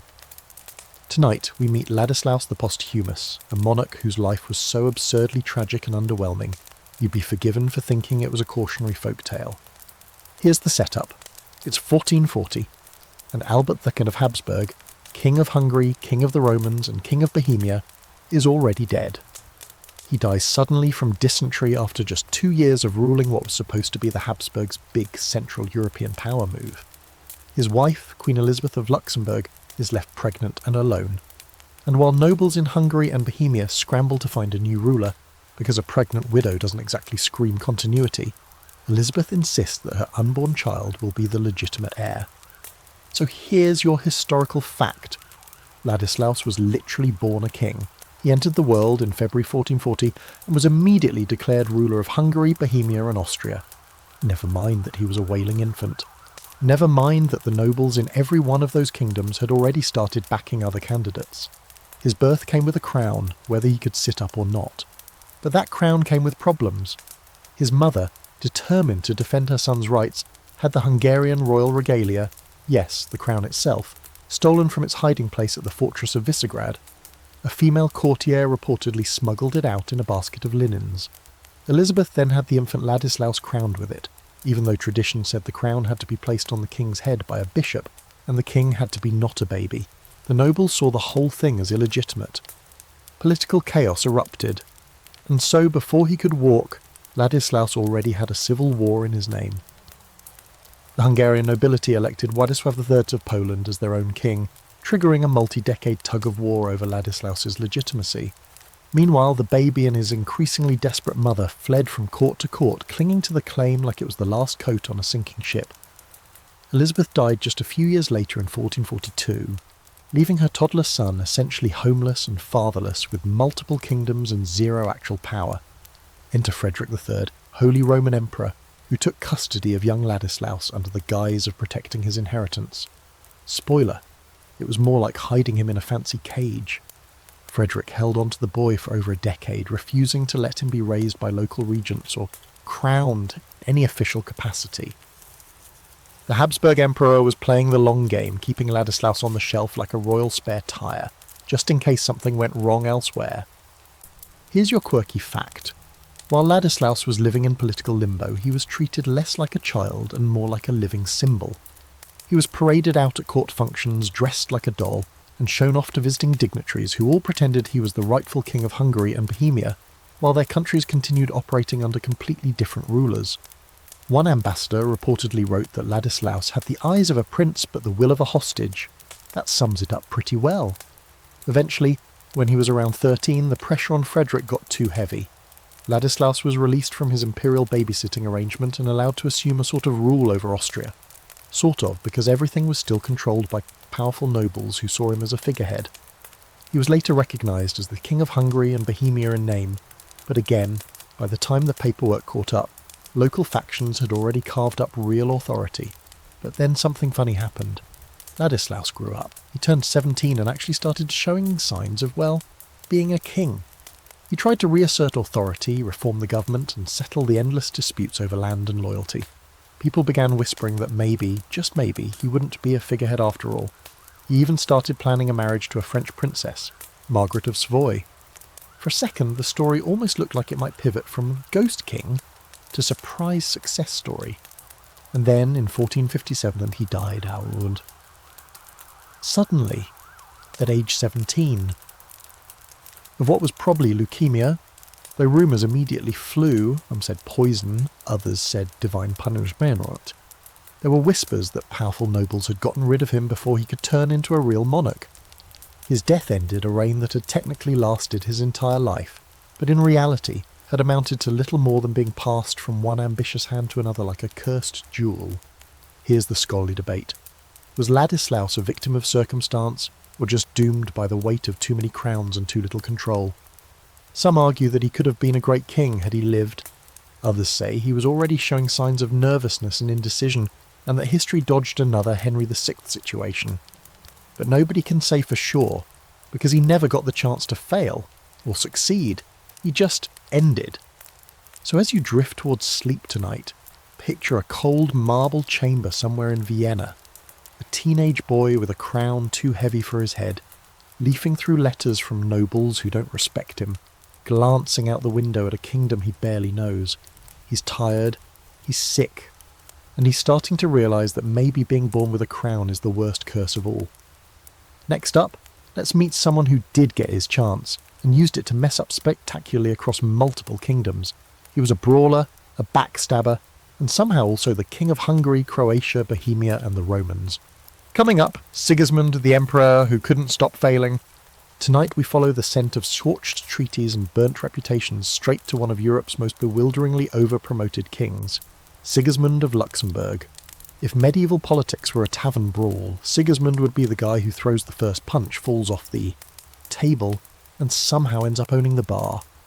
He reigned over more kingdoms than he could keep track of: Hungary, Croatia, Bohemia, Germany, Italy, and eventually the Holy Roman Empire.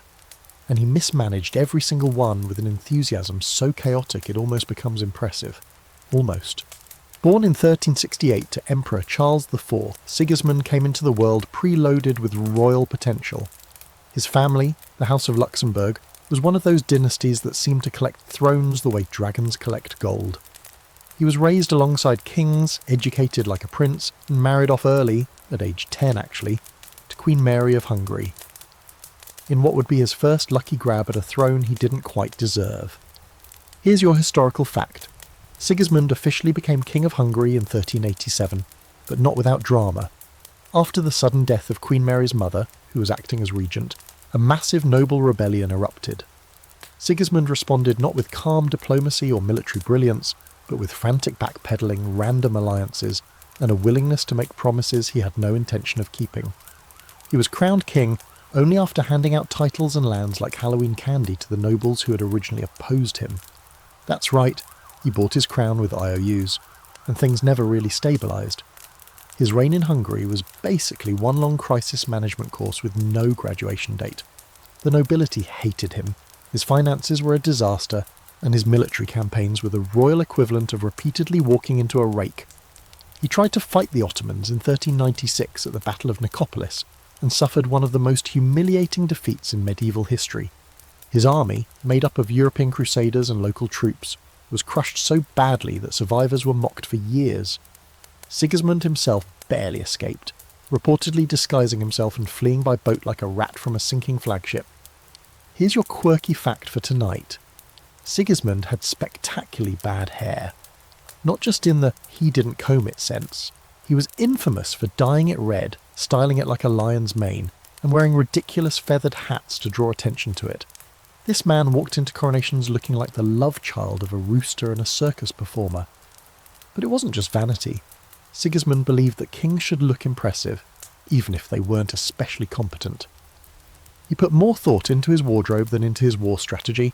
His clothes screamed, "Divine ruler." His results whispered, "Oops." And yet he kept rising. In 1410 he was elected King of the Romans, effectively the German king and the heir to the Holy Roman Empire. And in 1433, after years of squabbling with rival claimants, he finally managed to crown himself emperor. If you're keeping score, that's one man ruling Hungary, Croatia, Bohemia, Germany and Italy. On paper, Sigismund was a medieval superpower. In practice, he was like a man juggling flaming swords on a tightrope made of unpaid debts and angry nobles. So how did he get anything done? Well, occasionally he did, sort of. Sigismund is best remembered for organising the Council of Constance, 1414 to 1418, which finally resolved the Western Schism, that little hiccup where the Catholic Church accidentally ended up with 3 competing popes. Sigismund brought the clergy together, waved some royal authority around, and helped install a single pope again. It was one of the few genuinely useful things he did, and he milked it for prestige like a farmer with a prize-winning cow. But even that success was shadowed by one of the worst betrayals in church history. Czech reformer Jan Hus, who had been promised safe conduct to attend the council and speak his mind, was arrested and burned at the stake in 1415, while Sigismund stood by. That one decision plunged Bohemia into outrage and civil war. Instead of earning admiration as a unifier, Sigismund became a villain in the eyes of the Czech people. And yet, again, he survived it. He always did. And here's where historians scratch their heads.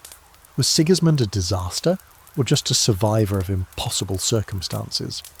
He wasn't cruel in the way Peter of Castile was. He wasn't passive like Ethelred. But he had this unique blend of arrogance, bad judgment, and theatrical flair that turned every campaign into a drama, every alliance into a gamble, and every meeting into a monologue. He talked like a wise ruler.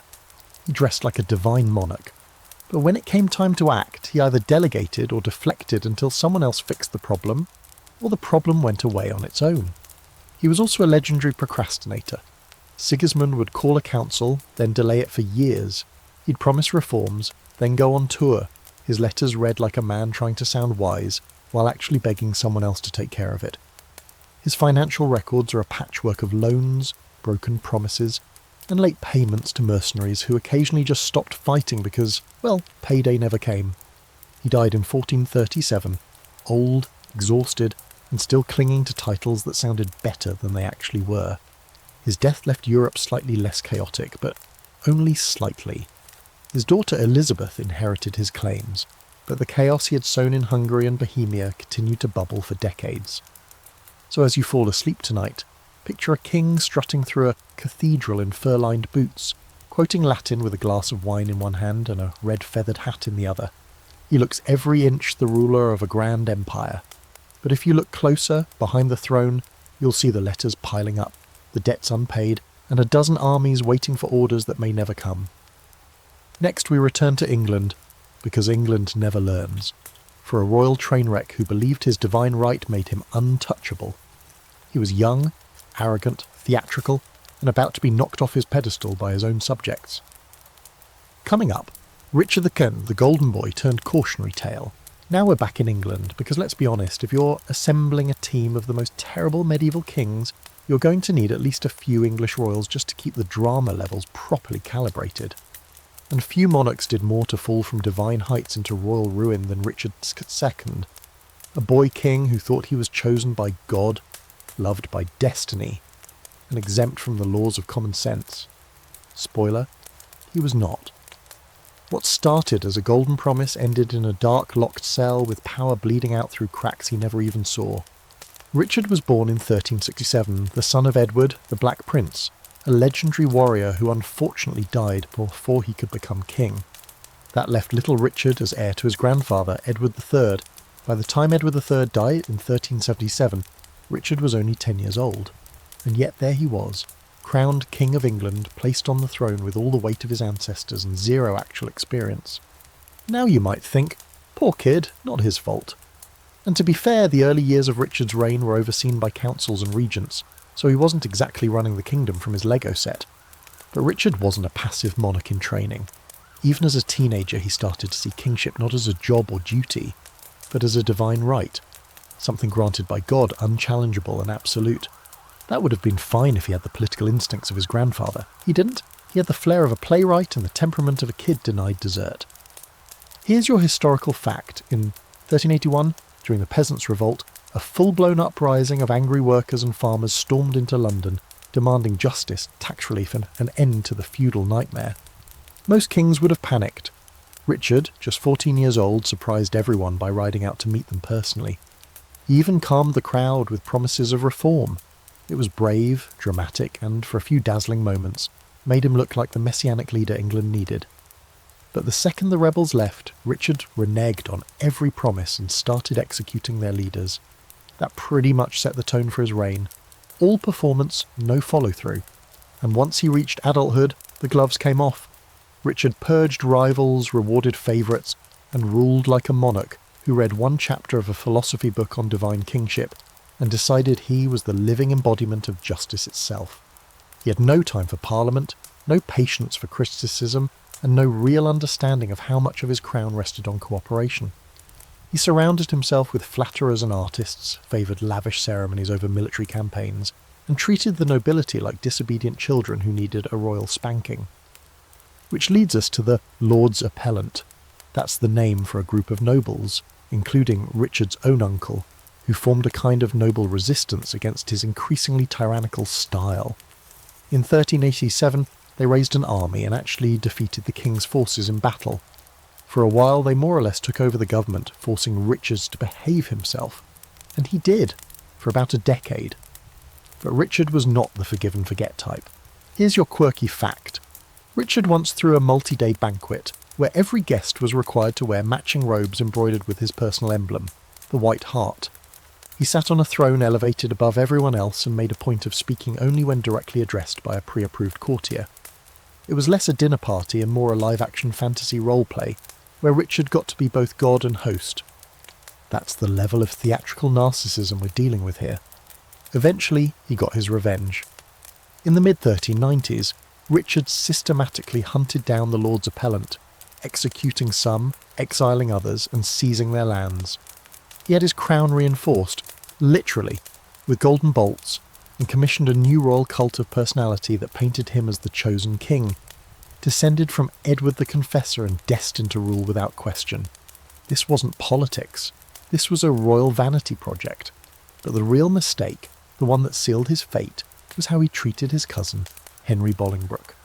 In 1398, Richard exiled Henry over a noble feud, then went a step further and disinherited him when his father, John of Gaunt, died. That crossed a line. Henry wasn't just some rival noble, he was a Plantagenet with broad support. And he wasn't about to sit back while Richard pocketed his inheritance. In 1399, Henry returned to England while Richard was away in Ireland. His stated goal was just to reclaim his lands, but within weeks he had a huge army and the support of most of the kingdom. Richard, blindsided, returned to find his allies deserting him.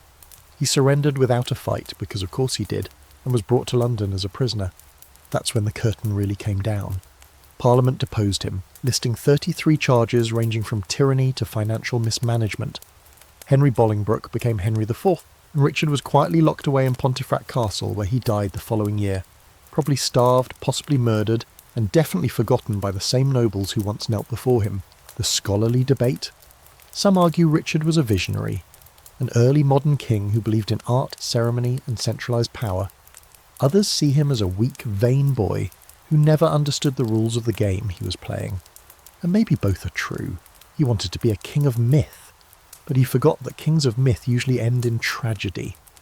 So tonight, as your eyes begin to droop and the hum of sleep creeps in, picture Richard in his gilded robes, reciting poetry to his reflection, while outside the men with real power quietly draw their swords.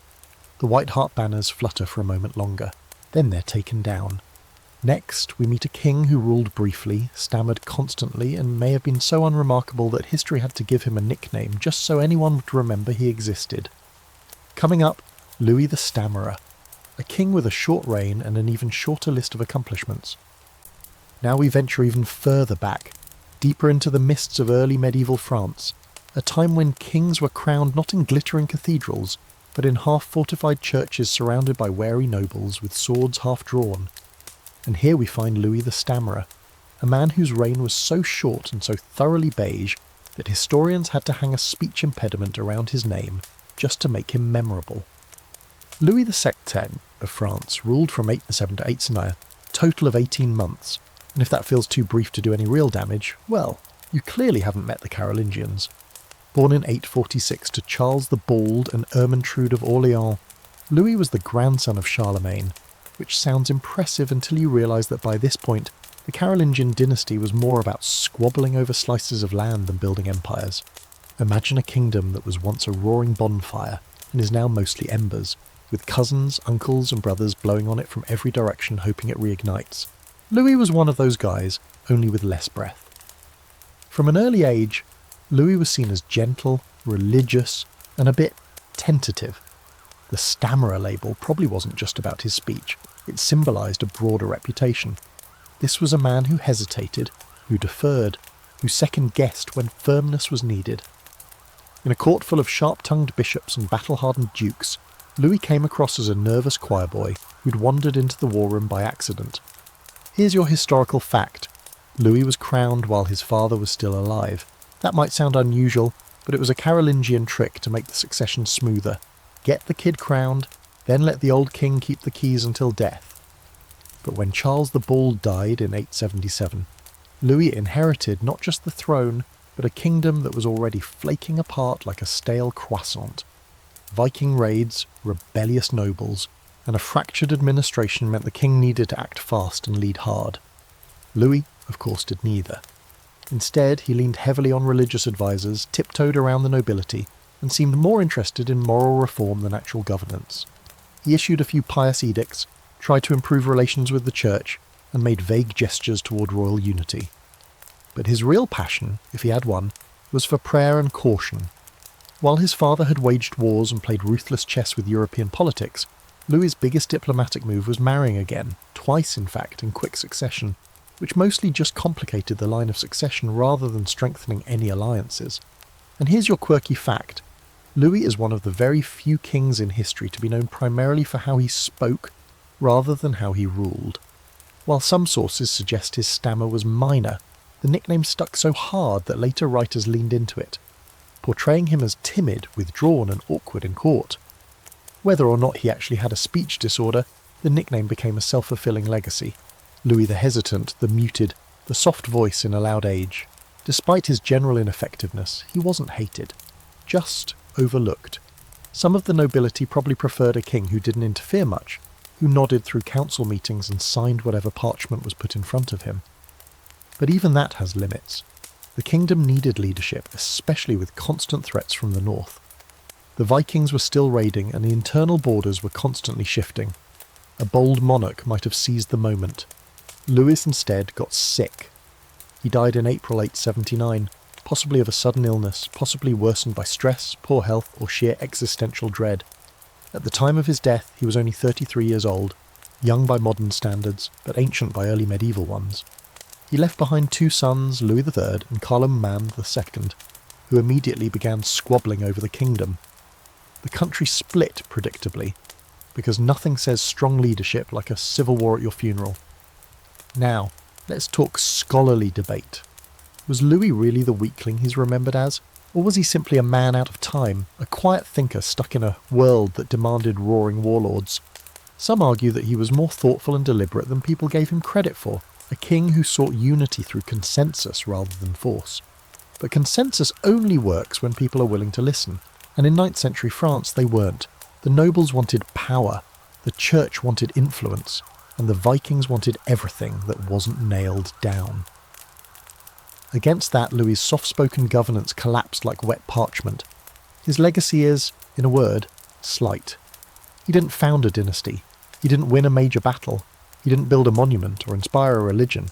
But he does teach us something valuable, that silence, in the wrong context, can be just as destructive as tyranny. That a lack of voice, literal or political, can be fatal when your crown depends on confidence and your realm is held together by fear more than faith.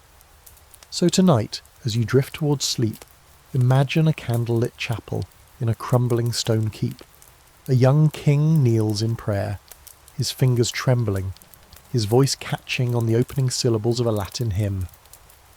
Outside, the sound of hooves grows louder, another noble arriving, another rebellion brewing, and inside the king whispers on, hoping that maybe quiet faith will hold what force could not. Next up, we're off to Constantinople, where a desperate emperor pawns holy relics just to keep the lights on, because nothing says terrible king like putting the crown of thorns in hock.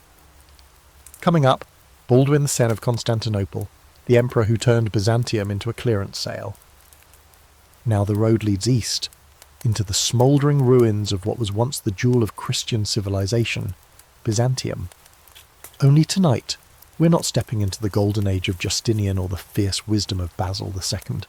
No, tonight's tale takes place in the shadows of collapse, in a city barely holding itself together with twine, prayer and whatever could be sold off before the roof caved in. This is the story of Baldwin II of Constantinople, the emperor who pawned away the empire, the one who watched Byzantium's last Western-backed incarnation dissolve under his lazy, desperate watch. Let's get our timeline straight. Baldwin II wasn't emperor of the real Byzantine Empire, the one ruled by Greek-speaking emperors out of Constantinople for 1,000 years.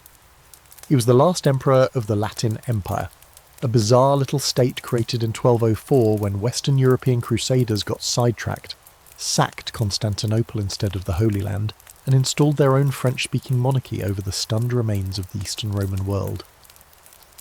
It was like giving the Vatican to a pack of squabbling barons from Champagne and saying, "Here, see if you can run this better."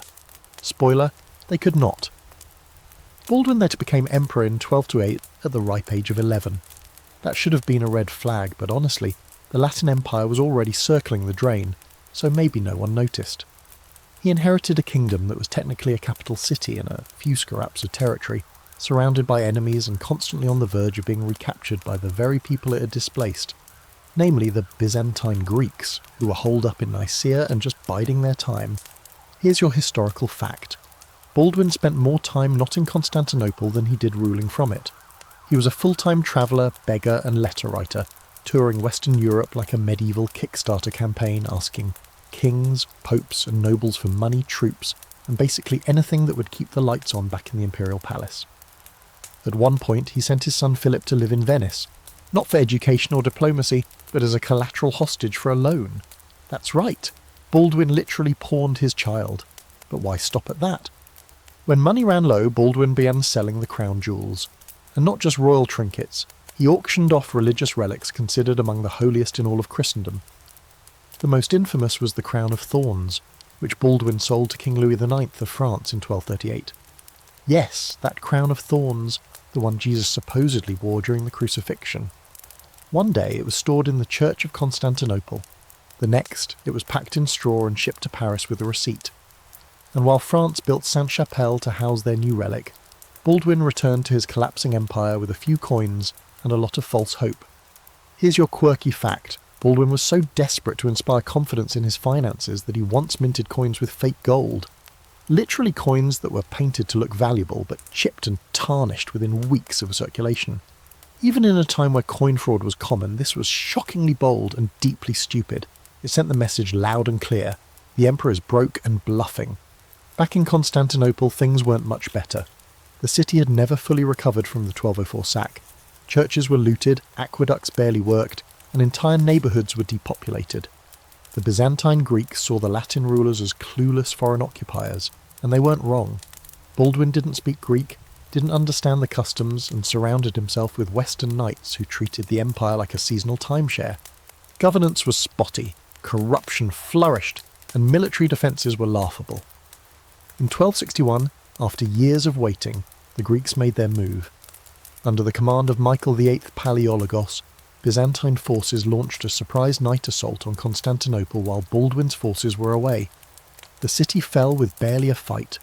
Baldwin, caught off guard, fled in his nightshirt, reportedly escaping on a boat with nothing but the sacred garments he happened to be wearing. Just imagine it, the last Latin emperor of Constantinople, paddling away in the dark like a raccoon caught raiding a trash bin. And here's where things get truly pathetic. Baldwin didn't die in battle. He didn't fight for his city. He didn't try to reclaim it with fire and sword. Instead, he went back to Europe and kept doing what he did best, begging. For the rest of his life, he wandered from court to court, asking for help to reclaim his throne. Kings politely nodded, made vague promises, and then went back to their real business. Baldwin became a relic of a failed empire, pitied but ignored, like a party guest who doesn't realise the celebration ended years ago. He died in 1273, in Italy, far from Constantinople, without a crown, a court, or a realm. His son Philip married into Neapolitan nobility and gave up any pretense of restoring the Latin Empire. The dream was dead, and most people barely noticed. Now scholars sometimes argue that Baldwin was just unlucky, a king born into a doomed state, handed a dying body and asked to revive it with no tools and even less support. And sure, the Latin Empire was probably unsalvageable, but Baldwin didn't help himself. He pawned away the sacred core of his legitimacy. He never fought, never inspired, never adapted. He ruled like a man playing emperor in a child's costume, hoping the right relic would buy him one more month of delusion. So as you drift off tonight, imagine the golden dome of Constantinople just before sunrise, with smoke from distant fires curling above it, and a solitary figure on the boat, shivering, shamed, rowing away from the city he once called his empire. Next, we meet a king who wore perfume like armour, pearls like badges, and ruled France with a razor-thin grasp on reality. He looked like a saint, acted like a diva, and died with daggers in his gut. Coming up, Henry III of France, the pearl-clad peacock with a death wish.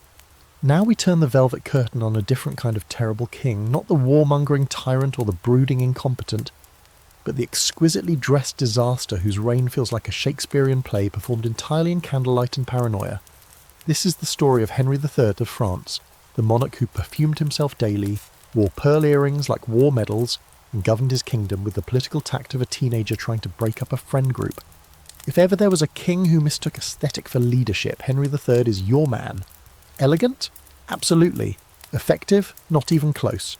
Born in 1551, Henry was the fourth son of King Henry VI of France and Catherine de' Medici, a woman so powerful and cunning that some historians still call her the Black Queen. As a child, Henry showed promise. Intelligent, cultured, devout, but also dramatic. From an early age, he developed a taste for luxury, fashion, and the kind of passive-aggressive sulking usually reserved for operatic villains. He loved ornate clothing, rare perfumes, exotic pets, and elaborate court dances. His favourites wore satin doublets and curled their moustaches into weaponised flourishes. The court was less Versailles and more drag ball. Here's your historical fact. Before becoming King of France, Henry was elected King of Poland in 1573. Yes, elected. Poland had a weird elective monarchy thing going on, and for about a year he pretended to care. But then his older brother, Charles IX of France, died unexpectedly. So Henry packed his bags in the middle of the night, literally, and abandoned Poland without so much as a goodbye note. He raced back to Paris, eager to reclaim the French throne. The Poles were, understandably, furious.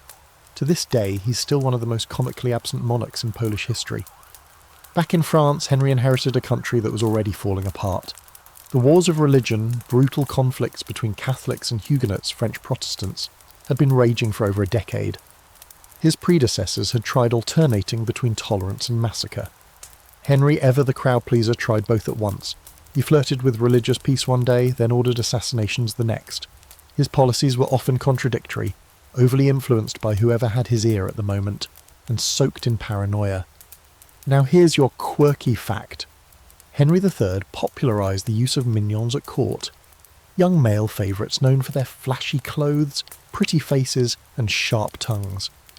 They duelled in the palace gardens, strutted through Paris in high heels and scented gloves, and served more as a mirror to the king's insecurities than actual advisers. Their presence enraged the nobility. In 1578, one of the most famous duels in French history broke out between rival mignon factions. 6 men fought in broad daylight with rapiers, and 3 ended up dead. All this over fashion, favour and ego. Paris began to wonder, was this a court or a theatre? Meanwhile, the real problems were piling up. Henry had no heir, no consistent policy, and a growing list of enemies. His chief rival was Henry of Navarre, later Henry IV, a Huguenot and a legitimate claimant to the throne. Then there was the Catholic League, a hardline faction led by the charismatic and dangerous Duke of Guise, who believed Henry III wasn't Catholic enough. That's right, he was hated by Protestants for being too Catholic, and by Catholics for not being Catholic enough. It's hard to build support when everyone wants you gone. In 1588, Henry reached his breaking point. In a move straight out of a Renaissance mafia movie, he invited the Duke of Guise to a meeting at the Château de Blois, and had him murdered by royal bodyguards. Guise was stabbed, shot and dumped in a corner. His brother, the Cardinal of Guise, was also killed shortly after. Henry thought this would restore his authority. Instead, it ignited national outrage. The Catholic League turned openly hostile. Riots broke out. Henry fled Paris. His control of France, already a flickering candle, now became a smoking wick. And here's where the scholarly debate kicks in. Was Henry III a decadent fool too obsessed with silk and scented gloves to rule effectively? Or was he a tragic figure? A cultured, sensitive man trapped in a blood-soaked age of religious fanaticism and macho politics? Some argue he genuinely tried to mediate between extremes and promote tolerance. Others point out that tolerance doesn't mean much when you're backstabbing half your cabinet and letting duels settle your policies. Regardless of intention, the ending was the same. In 1589, while camped outside Paris trying to rally support against the League, Henry III was assassinated by a Dominican friar. The man, Jacques Clément, pretended to deliver a message to the king and then stabbed him in the stomach. Mortally wounded, Henri reportedly forgave his killer with saint-like grace before dying the next morning. His last act, declaring Henry of Navarre, his Protestant cousin, as his rightful heir. France, in a state of religious civil war, now had a Protestant king. The backlash would rage on, but the crown had passed. So tonight, as you drift off to sleep, imagine a throne room filled with pearls, perfume and low whispers. A king in velvet robes, pacing beneath a frescoed ceiling, surrounded by pretty boys with sharp swords and sharper smiles. He wants peace, he wants love, he wants admiration. But outside, the fanatics are sharpening daggers, and this time the scent of roses won't mask the blood. Next, we head back across the Channel to England again, because why stop now? Our next king died in a forest, shot with an arrow under extremely suspicious circumstances. Some say it was a hunting accident, others call it karma. Coming up, William II, the Red King, angry, arrogant and very, very dead. Tonight we duck under the low-hanging branches of a dark English forest, the New Forest to be precise, where the tangled roots of royal ambition, family betrayal, and possibly a well-aimed arrow conspired to end the reign of one of England's most unlikable monarchs, William II, better known as William Rufus, or simply the Red King. Not red like a fiery hero, but red like blood, temper and sunburn. This was a king whose every decision seemed to dare God to strike him down, and who ruled like the villain in a medieval morality play, arrogant, coarse, and somehow always covered in wine. Born around 1056, William was the third son of William the Conqueror, that famously intense Norman who seized the English crown in 1066 and made everyone suddenly remember how hard it is to pronounce French names. After Big Bill died in 1087, the Conqueror's lands were split. His eldest son Robert got Normandy, The youngest, Henry, got a sack of silver and a side-eye. And William Rufus got the English crown, mostly because he was standing closest when Dad died and had a better handle on brute force. And what a force it was. William II wasn't a king who bothered with charm or subtlety. He was brash, heavy-set, loud, and known for a volcanic temper. Chroniclers describe him with glowing compliments like tyrannical, greedy, and openly blasphemous. He didn't just sin, he styled his sins. He mocked the clergy, overtaxed the barons, and governed like he'd lost a bet with heaven and was trying to double down out of spite. Here's your historical fact. William Rufus got into a bitter feud with Archbishop Anselm of Canterbury, one of the great minds of the church, over ecclesiastical appointments. While Anselm tried to uphold moral reform and protect church independence, William demanded money and obedience. At one point he even tried to exile Anselm simply for annoying him with too much theology. William wasn't just a bad Christian king, he was a loudly bad one, which in 11th century Europe was practically a sport. He also inherited his father's cold political instincts, but none of his discipline. William was obsessed with squeezing money from his realm. He sold church offices, levied cruel taxes, and fined nobles for anything he could dream up. He treated justice like a vending machine, put in a bribe, get a favourable ruling. Even his friends found him exhausting. He ran court like a late-night gambling den, full of crude jokes, bad decisions, and nobles just hoping not to end the evening with their lands confiscated. And here's your quirky fact. William Rufus may be one of the first English monarchs to be whispered about in terms of sexuality. While no one in the 11th century was using modern terms, chroniclers noted his unusual closeness to certain young male courtiers and his disinterest in marriage. He never took a queen, never produced an heir, and surrounded himself with beautiful, well-dressed young men who enjoyed a lifestyle the clergy found deeply suspicious. This wasn't what you'd call proof, but it raised eyebrows, and probably several ecclesiastical blood pressures. But William's real legacy lies in how it all ended. It was August 1100. William was hunting in the New Forest, a vast royal playground that his father had created decades earlier by evicting entire villages, because that's how kings rolled. He was accompanied by a small group of knights, including one nobleman named Walter Tyrrell. At some point an arrow was fired, either at a deer or very much not, and struck the king in the chest. William fell. He died almost instantly, blood soaking into the forest floor. Here's the suspicious part. No one stayed. His companions, every single one, fled the scene. Tyrrell galloped away to Normandy so fast it's a miracle the horse didn't catch fire. William's body was left to rot where it fell, eventually discovered by local peasants who carted it unceremoniously to Winchester. The man who became king next? His younger brother, Henry, who just so happened to be nearby and just so happened to seize the royal treasury the very same day. It's what historians politely call a well-timed coincidence. So was it murder? A conspiracy? Historians argue to this day. The official record says it was an accident. An arrow gone astray during a hunt. But the motive was there. William was hated. He had no heir. Henry had everything to gain. And Walter Tyrrell's speedy getaway remains one of the worst looks in medieval public relations. William's death was seen by some chroniclers as divine justice.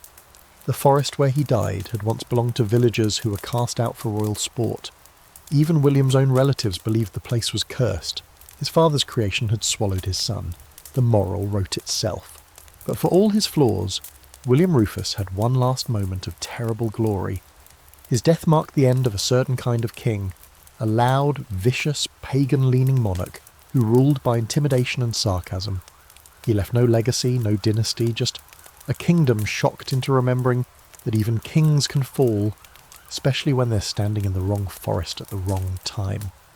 So as you settle in under your blankets tonight, imagine the cold woods of southern England, wind rustling through the trees, and a red-faced king laughing too loud at his own crude jokes, unaware of the arrow already loosed. Next, we cross back to the east, to the crumbling gates of Constantinople. Again, this time it's the final chapter. The last Byzantine emperor stands on the city walls, sword in hand, as centuries of empire come crashing down around him. Coming up, Constantine Palaiologos, the last emperor of Byzantium, and the man who died with dignity while everything else burned. Now we step into the final twilight of an empire that once claimed to be the rightful heir of Rome. The marble has cracked, the gold has been pawned, and only the ghosts of 1,000 emperors whisper through the broken halls of Constantinople. And there, in this shattered dream of Byzantium, stands Constantine XI Palaiologos, the last emperor, the last gasp, the last man to wear a purple cloak as the walls came down around him. This isn't the story of a king who failed because he was weak or wicked or even especially foolish. This is the story of a man who inherited a corpse and tried to dance with it one last time before the earth swallowed it whole. Born in 1405, Constantine was the son of Manuel the Palaiologos, and by the time he took the throne in 1449, there wasn't really an empire left to rule. Constantinople was a city-state in all but name. The so-called Byzantine Empire had been eroding for centuries. Anatolia was gone, Greece was fractured. The Balkans were falling one after the other to the rising star of the Ottoman Turks. And in the middle of all this stood Constantinople itself, more mausoleum than metropolis, fewer than 50,000 people huddled behind ancient walls, still clinging to the idea of imperial glory long after the world had moved on. Here's your historical fact. Constantine XI was the last Roman emperor. If you follow the thread from Augustus through Diocletian, Constantine the Great, Justinian, and all the way down the line, he ruled for only 4 years, and yet he carried the symbolic weight of over a millennium of empire. And when the moment came, he didn't flinch. But before we get to his final stand, let's talk about how bleak things were. The treasury was empty, the army barely more than a collection of tired mercenaries and citizen volunteers. The walls, legendary in their time, were crumbling from centuries of neglect. And looming just across the Bosphorus was a man young enough to still be growing a beard, and ambitious enough to want everything. Mehmed II, the Ottoman Sultan, who dreamed of conquering Constantinople not just for power, but to fulfill destiny. For him, it was the final jewel. For Constantine, it was the end of the line. And here's your quirky fact. In one of the empire's last desperate fundraisers, Constantine had bits of the ancient bronze chains that once protected the city's harbour melted down and sold for cash. The same chains that had kept enemy ships at bay for centuries turned into pocket change. It was that bad. Now, when Mehmed brought his army to the gates in April of 1453, it wasn't subtle. He arrived with over 80,000 men, elite janissaries, siege engineers, and, most notably, massive cannons. Really massive. The Hungarian engineer Orban had built a bombshell of a bombard, a cannon so big it could fire 600-pound stone balls. It cracked the city's walls day after day, while the defenders tried to patch them with rocks, wood, and prayers. Inside, Constantine did what no emperor had done in centuries. He led from the front. He donned armour, rallied the militia, worked tirelessly to hold every inch of the wall. This wasn't a bureaucrat. This was a man who knew he was going to die and showed up anyway. He sent desperate letters to Europe begging for help from fellow Christians. Some mercenaries came, mostly from Genoa and Venice, but no kings, no crusades. The West had moved on. The man once crowned Emperor of the Romans couldn't even get a decent loan. And then came May 29th, 1453, the final assault. The cannon fire roared before dawn, and Mehmed's armies surged forward in waves.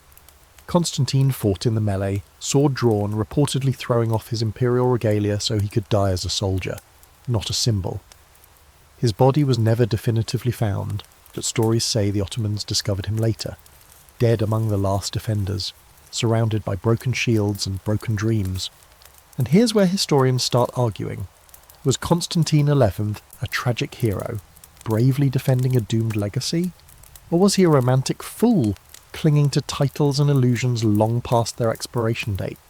Some praise him as the last light of a lost world. Others note that the Byzantine Empire had been a hollow shell for centuries, and that his resistance only delayed the inevitable. One thing's for sure, his death was the final punctuation mark on one of history's longest sentences. After the city fell, Mehmed turned it into the new capital of his empire, Istanbul, and the Ottomans would rule it for nearly 500 years. The Hagia Sophia, once the heart of Christian Byzantium, became a mosque. The mosaics were whitewashed. The past, like the emperor, disappeared into shadow, and yet the legend of Constantine XI didn't die. In Greece and Eastern Europe he became a symbol of resistance. Some claimed he didn't die at all, but was taken by angels and hidden beneath the city to return one day. Like King Arthur, like Barbarossa, like all fallen kings who refuse to stay dead in the imagination of a people not ready to let them go. So as you drift off tonight, imagine torchlight flickering against battered walls, smoke curling through the streets of Constantinople, and a lone emperor in bronze-stained armour standing atop the crumbling ramparts. Behind him, 1,000 years of empire. In front of him, the final tide, and with sword in hand, he takes one last step into the storm. Next, we head south to Naples, where ambition, violence, and a flair for the grotesque earned one king, a starring role in Dante's personal version of hell. Coming up, Charles II of Naples, the hunchback schemer with blood on his crown. Now let's descend into the fevered politics of medieval Naples, a place that often felt less like a kingdom and more like the chaotic middle act of an Italian opera, minus the singing plus way more executions. Here we meet Charles II of Naples, also called Charles the Lame, a nickname that, believe it or not, is one of the nicer things history has called him. And while Charles may not have the infamy of a Nero or a John, his blend of cruelty, cowardice, and quiet treachery carved out a legacy so sinister that he earned a front row seat in Dante Alighieri's Inferno.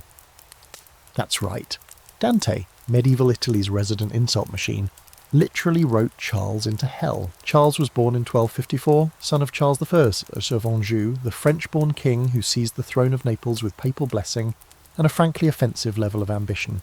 The Angevins weren't exactly beloved by the local nobility. They ruled like foreign landlords, extracting wealth and using the kingdom more as a piggy bank and army base than an actual realm.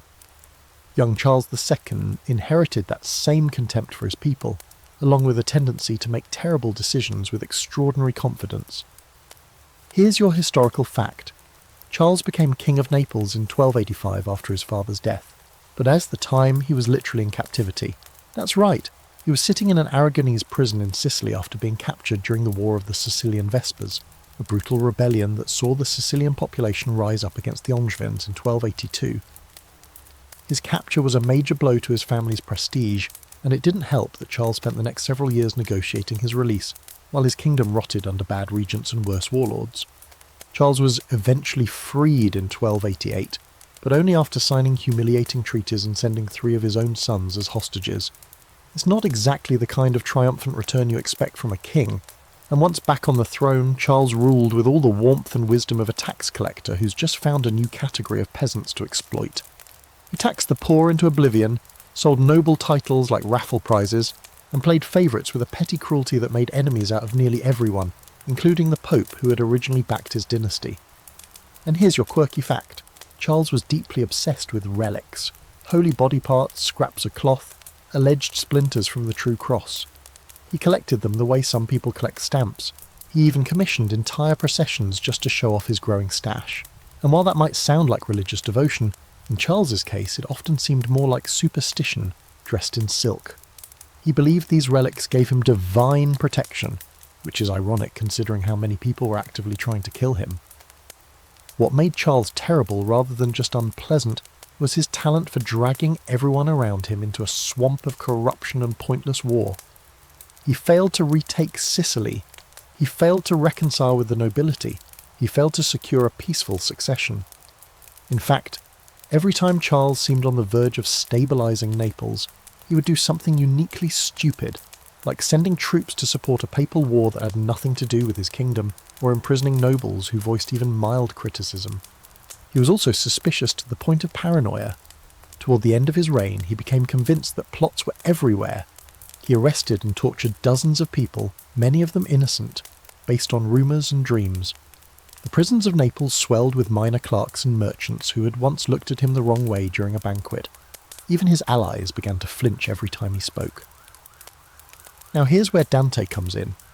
In the Inferno, Dante places Charles II's father, Charles I, and his political circle deep in the Malabulge, the 8th circle of hell, reserved for fraudsters and corrupt politicians. While Charles II doesn't get name-dropped as savagely as his father, he's heavily implied to be part of that same damned legacy. Dante despised the Angevins, viewing them as the living embodiment of the rot that had taken over Italian politics. And Charles II, with his limping ambition and shameless manipulations, fit the bill perfectly. And let's not forget that Charles was physically crippled, thus the name the Lame, after a riding accident. But even as he hobbled around his court, he still projected an air of inflated grandeur. He believed his family had a divine right to rule all of southern Italy, and possibly Greece as well. He never stopped scheming, never stopped bleeding his subjects, and never gave the impression that he cared about anything beyond titles, coins, and legacy. He governed with a limp and a sneer. Scholars sometimes try to redeem Charles by pointing out that he was a loyal son, a clever administrator in his youth, or that he built up Naples as a religious centre. But for every pious gesture, there was a backroom bribe. For every palace renovation, a dozen farmers were taxed into ruin. And when he finally died in 1309, few wept. His son Robert inherited the throne, and while Robert would eventually earn the nickname the Wise, he spent most of his reign cleaning up his father's messes. So as you close your eyes tonight, picture a candlelit throne room in Naples, incense wafting in thick, choking curls, relics glinting from gilded boxes, and a hunched king, draped in fur and suspicion, muttering to himself while another courier arrives bearing bad news from Sicily. Outside, his people starve. Inside, he counts his rosary and plots a war he'll never win. Next up, we sail the Mediterranean to meet a king who was part pirate, part monarch, and full-time chaos. He ruled like a sea captain with a crown and made enemies faster than you can say Aragon. Coming up, James II of Aragon, the monarch who couldn't decide if he wanted to rule, raid, or retire. Time to hoist the sails and brace for political whiplash, because tonight we meet James II of Aragon, the king who governed like a man juggling knives on a moving ship. Known sometimes as the Just, though that label has aged about as well as milk in the Mediterranean sun. James ruled over a tangled mess of kingdoms, Aragon, Valencia, Sicily, and eventually Sardinia and Corsica, like a half pirate, half politician who never quite figured out whether he wanted to unite the Mediterranean or just loot it. His reign was long, loud, and full of shifting allegiances, broken treaties, and enough backstabbing to qualify as cardio. Born in 1267, James was the second son of Peter III of Aragon, and came from a dynasty already steeped in war and salt water. The crown of Aragon wasn't just one kingdom, it was a patchwork of coastal holdings, trade hubs, and leftover crusader energy. When Peter died in 1285, James inherited not just a crown, but an ongoing war over Sicily, because nothing says congratulations son like a rebellion on one island and a papal crusade on your doorstep. Now here's your historical fact. James II became King of Sicily at age 18 during the final years of the War of the Sicilian Vespers, a brutal, decades-long conflict sparked when the Sicilians rose up against the French rule of Charles of Anjou. Yes, the same Charles dynasty we just left behind in Naples. At first, James fought like a man on fire. He led naval battles, defied the Pope, and even formed alliances with pirates. He was young, bold, and maybe just unhinged enough to win, and for a few years, it looked like he might hold Sicily against the odds. But then he changed his mind. In 1295, under immense pressure from the Pope and various European powers, James signed the Treaty of Anagni, in which he gave up Sicily in exchange for papal recognition and a new gig, ruling Sardinia and Corsica. Problem was, he didn't control Sardinia or Corsica yet. They were still in the hands of Genoa and Pisa. It was like trading a winning lottery ticket for a treasure map to a vault inside someone else's bank. And the Sicilians? They weren't thrilled about being handed back to the hated Angevines. They promptly revolted and installed James's younger brother, Frederick, as their king instead. So James ended up in the awkward position of being at war with his own family. He tried to invade Sicily. Twice. He failed. Twice. And somehow the man known as the Just was now bombing cities he had once sworn to defend, all while yelling at the Pope to send more troops. His betrayal of Sicily remains one of the strangest heel turns in medieval Mediterranean politics, like a hero in Act 1 becoming the villain by intermission. And here's your quirky fact. James had a deep love for ships, not just using them, but building and designing them. He poured enormous funds into expanding Aragon's navy, turning the kingdom into a maritime power that punched well above its weight. He even got involved in the nitty-gritty of hull shapes and sail configurations, scribbling notes and sending them to his admirals. Picture a king hunched over a nautical blueprint, muttering about wind resistance while his court waits 2 hours for a verdict on a land dispute. But while James was sharp at sea, his land governance was, generously speaking, chaotic. He had a habit of micromanaging the nobility, meddling in religious appointments, and launching abrupt legal reforms that often caused more confusion than order. His laws were ambitious, but inconsistently enforced. His foreign policy shifted like sand in a tide pool. One year fighting Muslims in Granada, the next signing truces, one decade attacking Genoese fleets, the next marrying his children into Genoese families. Oh yes, marriage. James weaponized it like a pro. He married 4 times and used his children like chess pieces, marrying them off to strategic partners across Europe in hopes of shoring up alliances that rarely lasted. He even betrothed one of his daughters to the future Louis the Head of France. But the deal fell apart after the usual noble squabbling. For all his manoeuvring, James's dynastic diplomacy often ended up tangled in the same knots he claimed to be cutting through. Now scholars remain divided on James II. Some see him as a brilliant naval strategist and a forward-thinking reformer. Others see a flailing opportunist who turned on his own allies, double-crossed everyone from the Pope to his own brother, and left behind a trail of treaties that mostly served to confuse future historians. The truth probably lies somewhere in the middle. He was effective in bursts, dangerous when cornered, and never fully predictable. He ruled for 50 years, a staggeringly long reign for the time, and died in 1327, having outlived most of his enemies, several of his children, and most of the respect he'd briefly enjoyed. His successors inherited a kingdom that was rich in ships but riddled with contradictions, and it would take generations to sort out the political knots James tied in a lifetime of double-dealing. So as you drift towards sleep tonight, picture a candle-lit war room scattered with maps of islands, shipping lanes, and blood-soaked coastlines. A king in salt-stained robes leans over a model ship, muttering about rudder angles, while in the next room his advisors shout about rebellions, broken promises, and unpaid mercenaries.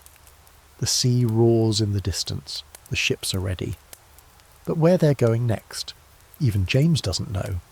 Next we head back to France for a king who lost a war, lost himself, and then voluntarily stayed in prison, because honour apparently was more important than ruling.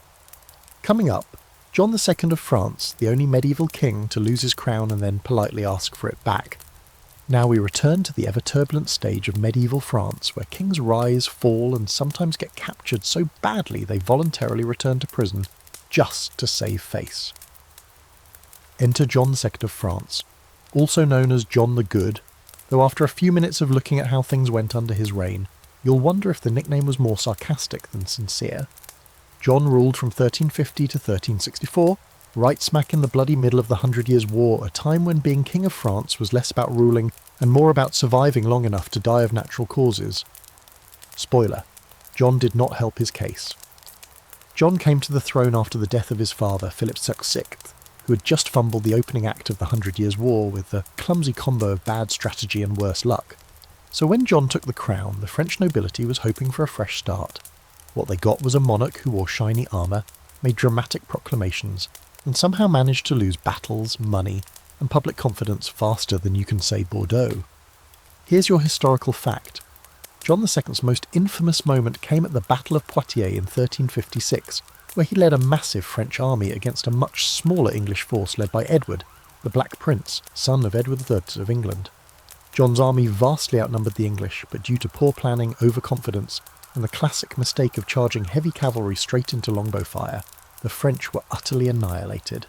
Worse still, John himself was captured in battle, captured by the English, a king.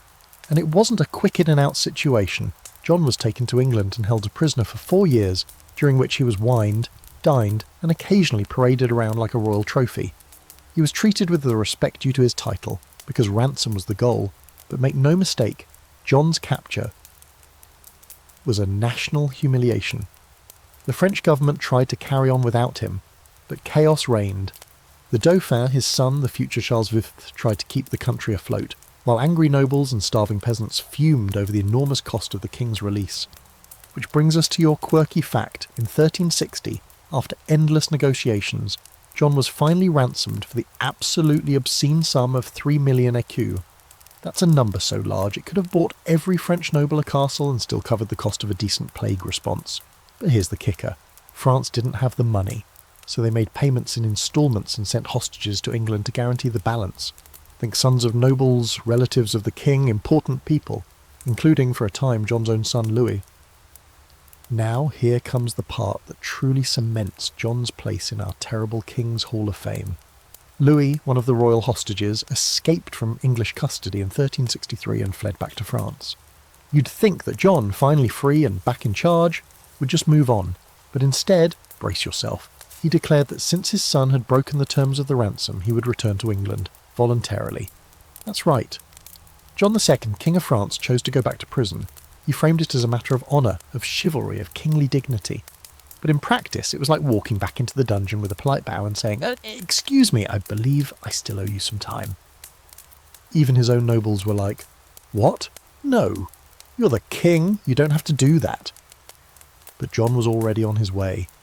He returned to London in early 1364 and died a few months later, likely of illness, although some suspected stress or grief. Either way, it was the most dramatic mic drop imaginable.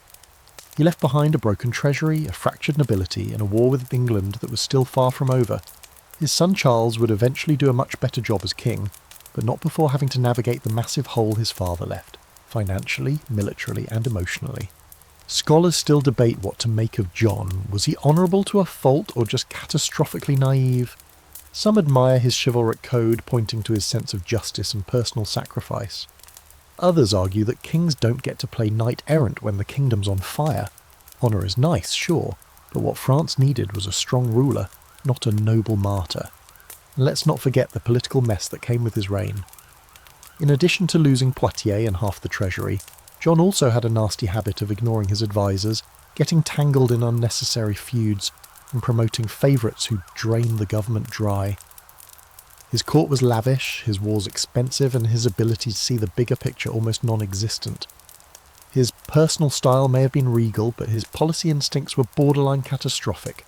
So as you lay back tonight and let your mind drift, picture the port of Calais, a royal ship pulling into harbour, English knights saluting on the dock, and a French king stepping ashore, wrapped in ermine and misplaced pride. He's choosing captivity, choosing symbolism, choosing to die with honour in someone else's castle while his kingdom bleeds behind him. Next, we sail north again, deep into the icy politics of Scandinavia, for a king who somehow managed to lose not one, not two, but 3 thrones in a single disastrous career. Coming up, Eric of Pomerania, the man who inherited an empire and fumbled it like a frozen fish. Time now to drift northward, through the freezing mists and flickering auroras of medieval Scandinavia, where kings were often expected to be hardy, clever, and at least vaguely competent. And yet somehow Eric of Pomerania slipped past the velvet rope. He wasn't just a bad king of one country, he was a disaster across 3. Denmark, Sweden and Norway all took a swing on Eric, and all 3 eventually dumped him like an ice-cold herring that had started to smell. If there were a medieval leaderboard for most thrones lost in one lifetime, Eric would sit right at the top, sulking beneath his melting crown. Born around 1381 in the distant Duchy of Pomerania, Eric started off as Bogswaf, yes, Boguswaf, which sounds like a guy who sells imitation relics at a roadside shrine, not a future king of 3 nations. But fate had big plans. He was plucked from obscurity by his great-aunt, Queen Margaret I of Denmark, the true power behind the Kalmar Union, a political merger of Denmark, Norway and Sweden. Margaret needed a successor who wouldn't challenge her authority, and who better than a teenage relative from a small obedient German duchy. She changed his name to Eric, polished him up, and in 1397 had him crowned king of the entire Kalmar Union. 3 crowns, 1 guy, what could go wrong? Here's your historical fact. The Kalmar Union was meant to unify the Nordic kingdoms against external threats, particularly the growing power of the Hanseatic League, a kind of German trade mafia with boats. Under Margaret's steady hand, it mostly held together, but once she died in 1412, Eric was on his own, and it became immediately painfully obvious that his idea of ruling involved a lot of sulking, revenge, and micromanaging the price of herring. Yes, herring. Eric was obsessed with controlling the herring trade. It was a major economic resource, and he decided to strangle it with taxes and heavy-handed port regulations. The Hanseatic merchants, already salty in every sense, were furious. Trade collapsed. Pirates flourished. His kingdom's economies shriveled like week-old smoked salmon. And Eric, he blamed everyone but himself. Classic. Now here's your quirky fact. Eric didn't just tolerate pirates, he hired them. His so-called victual brothers were privateers in name, but functioned like full-blown maritime criminals. When they weren't attacking Hanseatic ships, they were plundering random villages and pocketing the loot. This made Eric wildly unpopular with coastal communities, who generally preferred kings who didn't fund organised raiding parties. At one point, Danish nobles openly called him the Pirate King, and not in a fun, adventurous way. As the years dragged on, Eric's paranoia grew. He stopped listening to his council, built an absurdly expensive fortress on Gotland called Visborg, think of it as a royal doomsday bunker, and developed a habit of disappearing for long periods while rumours of rebellion swirled behind him. Sweden revolted first in 1434, led by the miner Engelbrekt Engelbrektsson, whose name sounds made up, but was very real and very fed up. The Swedes booted Eric and refused to acknowledge him as their king. Norway followed suit, and by 1442 even Denmark, his original power base, kicked him to the curb. At this point, most deposed monarchs would either slink off to a monastery or beg for a cousin's couch to crash on. Eric did neither. Instead, he retreated to his fortress on Gotland, surrounded himself with loyalists and pirates, and declared that he was still, in fact, the rightful king of everything. It was less a royal court and more a retirement cosplay, complete with a throne, banners, and absolutely no relevance. So what do scholars say about Eric of Pomerania? Some argue he was a man caught between systems, trying to centralise authority in a region that valued local autonomy. Others suggest he was simply out of his depth, a foreign-born ruler with no understanding of Scandinavian politics, raised in a court where real power had never been his responsibility. And then there are the harsher takes, that he was arrogant, vindictive, and so incompetent that he managed to ruin a political union that had taken decades to build. Even his later years were weird. He finally left Gotland in the late 1440s, after the Teutonic Knights took an interest in the island, and wandered through Pomerania trying to claw together a new life. At one point he offered to serve as a local duke, but the other nobles mostly ignored him. He lived off minor pensions and the charity of relatives. No royal comeback, no glorious last stand, just a long, slow fade into irrelevance. He died in 1459, alone and forgotten, buried in St. Mary's Church in Darwovo, a minor Polish town that had once produced a three-crowned king. There's something almost theatrical about Eric's arc, crowned as a boy in one of the most elaborate political unions of the medieval world, ruling over lands from Lapland to Lüneburg, only to end up muttering to himself in a crumbling fortress surrounded by unpaid mercenaries and the ghosts of herring merchants. So as you drift off tonight, imagine the cold spray of the Baltic against Visborg's black stones, wind howling through half-empty halls, and a king in moth-eaten robes poring over maps of kingdoms that no longer answer his letters. The sea still whispers, but no ships fly his banner anymore. Next we close the royal curtain with a reflection on what all these terrible kings have in common.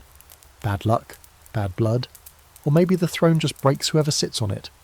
Coming up, the terrible crown, what makes a king truly so awful, and now we come to the final flicker of candlelight in this long, strange gallery of doomed crowns. We've wandered through broken palaces, charred battlegrounds, and courts where paranoia dripped from the tapestries. We've watched kings lie, lash out, and sometimes quietly collapse under the weight of their own robes. So as we close this winding journey, it's time to ask, what does make a terrible king? Is it failure, cowardice, cruelty, or is it something deeper, something baked into the very idea of monarchy itself? Start with this. To be a king in the medieval world was to sit on a throne built out of contradictions. You were chosen by God, yet utterly dependent on fickle barons and furious peasants. You were the law incarnate, yet shackled to centuries of unwritten rules, ancient grudges, and papal side-eyes. And every decision, every war declared, every marriage arranged, every coin minted, echoed louder than you intended, and often longer than you survived. It's a high-stakes game, and not everyone who plays it is ready. Take John Balliol, the Scottish king we met early on. Was he cruel? No. Was he corrupt? Not particularly, but he lacked spine, timing, and the sense to know when he was being played like a fiddle by Edward Longshanks. That's a failure of judgment, of instincts, and when you're wearing a crown, that's enough to get you immortalised as an empty coat. Or Richard II, poetic, vain, and more obsessed with imagery than impact. He surrounded himself with art and sycophants, alienating every noble within stabbing distance. His sin wasn't villainy, it was delusion. He thought being kingly mattered more than being effective. He died deposed, his dreams shattered like rose petals in a dungeon. Then there are the cruel ones. Peter of Castile, Charles II of Naples, and William Rufus didn't stumble. They charged eyes open into brutality and egotism. They executed rivals with glee, taxed their people into dust, and ruled with all the grace of a drunk bull in a glass chapel. These men didn't fail by accident. They succeeded in their own warped definitions of power and left smoking craters behind them. We call them terrible not just because they failed, but because they didn't care who they hurt on the way down.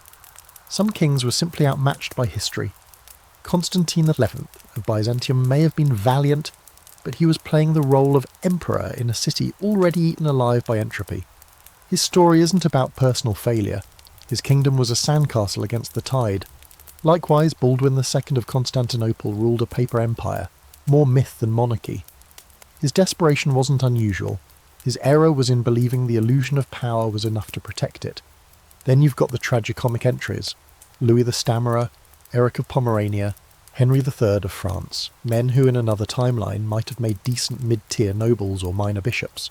Instead, they were handed crowns they couldn't carry and expected to balance them while the world burned. Louis muttered prayers while his kingdom frayed. Eric lost 3 thrones trying to rule like a naval accountant. Henry III spent more time applying eyeliner and dodging assassination plots than actually running France. And what of the kings who failed nobly? John II of France walked back into captivity out of principle. Constantine fought to the bitter end. Their deaths were arguably honourable, but their reigns? Still disasters. A king isn't measured by how well he dies, but by how many survive because he lived. That brings us back to a central truth. Being a king wasn't about personal virtue. It was about holding the impossible line between divine expectation and dirt-under-your-nails governance. You had to command armies, pacify nobles, charm corrupt clerics, feed your people, and smile through it all, while wearing 30 pounds of symbolic jewellery and pretending you weren't just guessing half the time. Most couldn't do it. They cracked, they snapped, or worse, they believed their own hype until reality smacked them into the history books. Scholars and dramatists will argue forever about whether these men were evil, unlucky, or simply born with the wrong temperament for absolute power. And maybe all of that's true. But one pattern rises out of the rubble again and again: isolation. Almost every king we've seen, no matter how cruel or incompetent, ends up alone, surrounded by flatterers, abandoned by allies, and blind to the walls closing in. Whether it's a knife in the gut, an arrow in the forest, or an angry mob at the palace gates, the last moments tend to be quiet, desperate, and far away from glory. So tonight, as you turn off the light, remember, being king isn't just about wearing the crown, it's about surviving it. And most of the time, they didn't. Because the throne doesn't care if you're brave, smart, or chosen by God. It just waits, heavy, cold, and patient. And eventually someone sits in it who was never meant to.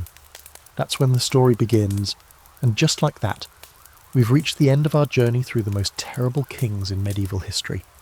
30 names, 30 crowns, and a whole heap of bad decisions wrapped in silk and iron. But before we fade to black, let's slow things down and let your mind rest. You've wandered through battlefields, courts, cathedrals, and crumbling castles. You've seen kings crowned in glory and buried in scandal, and now all those voices shouting orders, whispering plots, reciting prayers, have gone quiet. Just the steady hush of history remains. Let your thoughts drift now, gently, like parchment on the breeze. The torches have been extinguished, the banners have been lowered. There's no more war to fight, no more coins to count, no more masks to wear.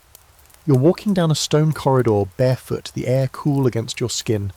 Outside, the stars hang like ancient witnesses, indifferent to crowns or borders. You pass a throne room, empty. echoing, forgotten.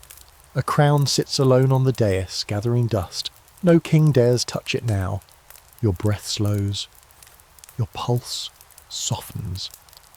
You've seen what power can do, how it bends men, how it breaks them.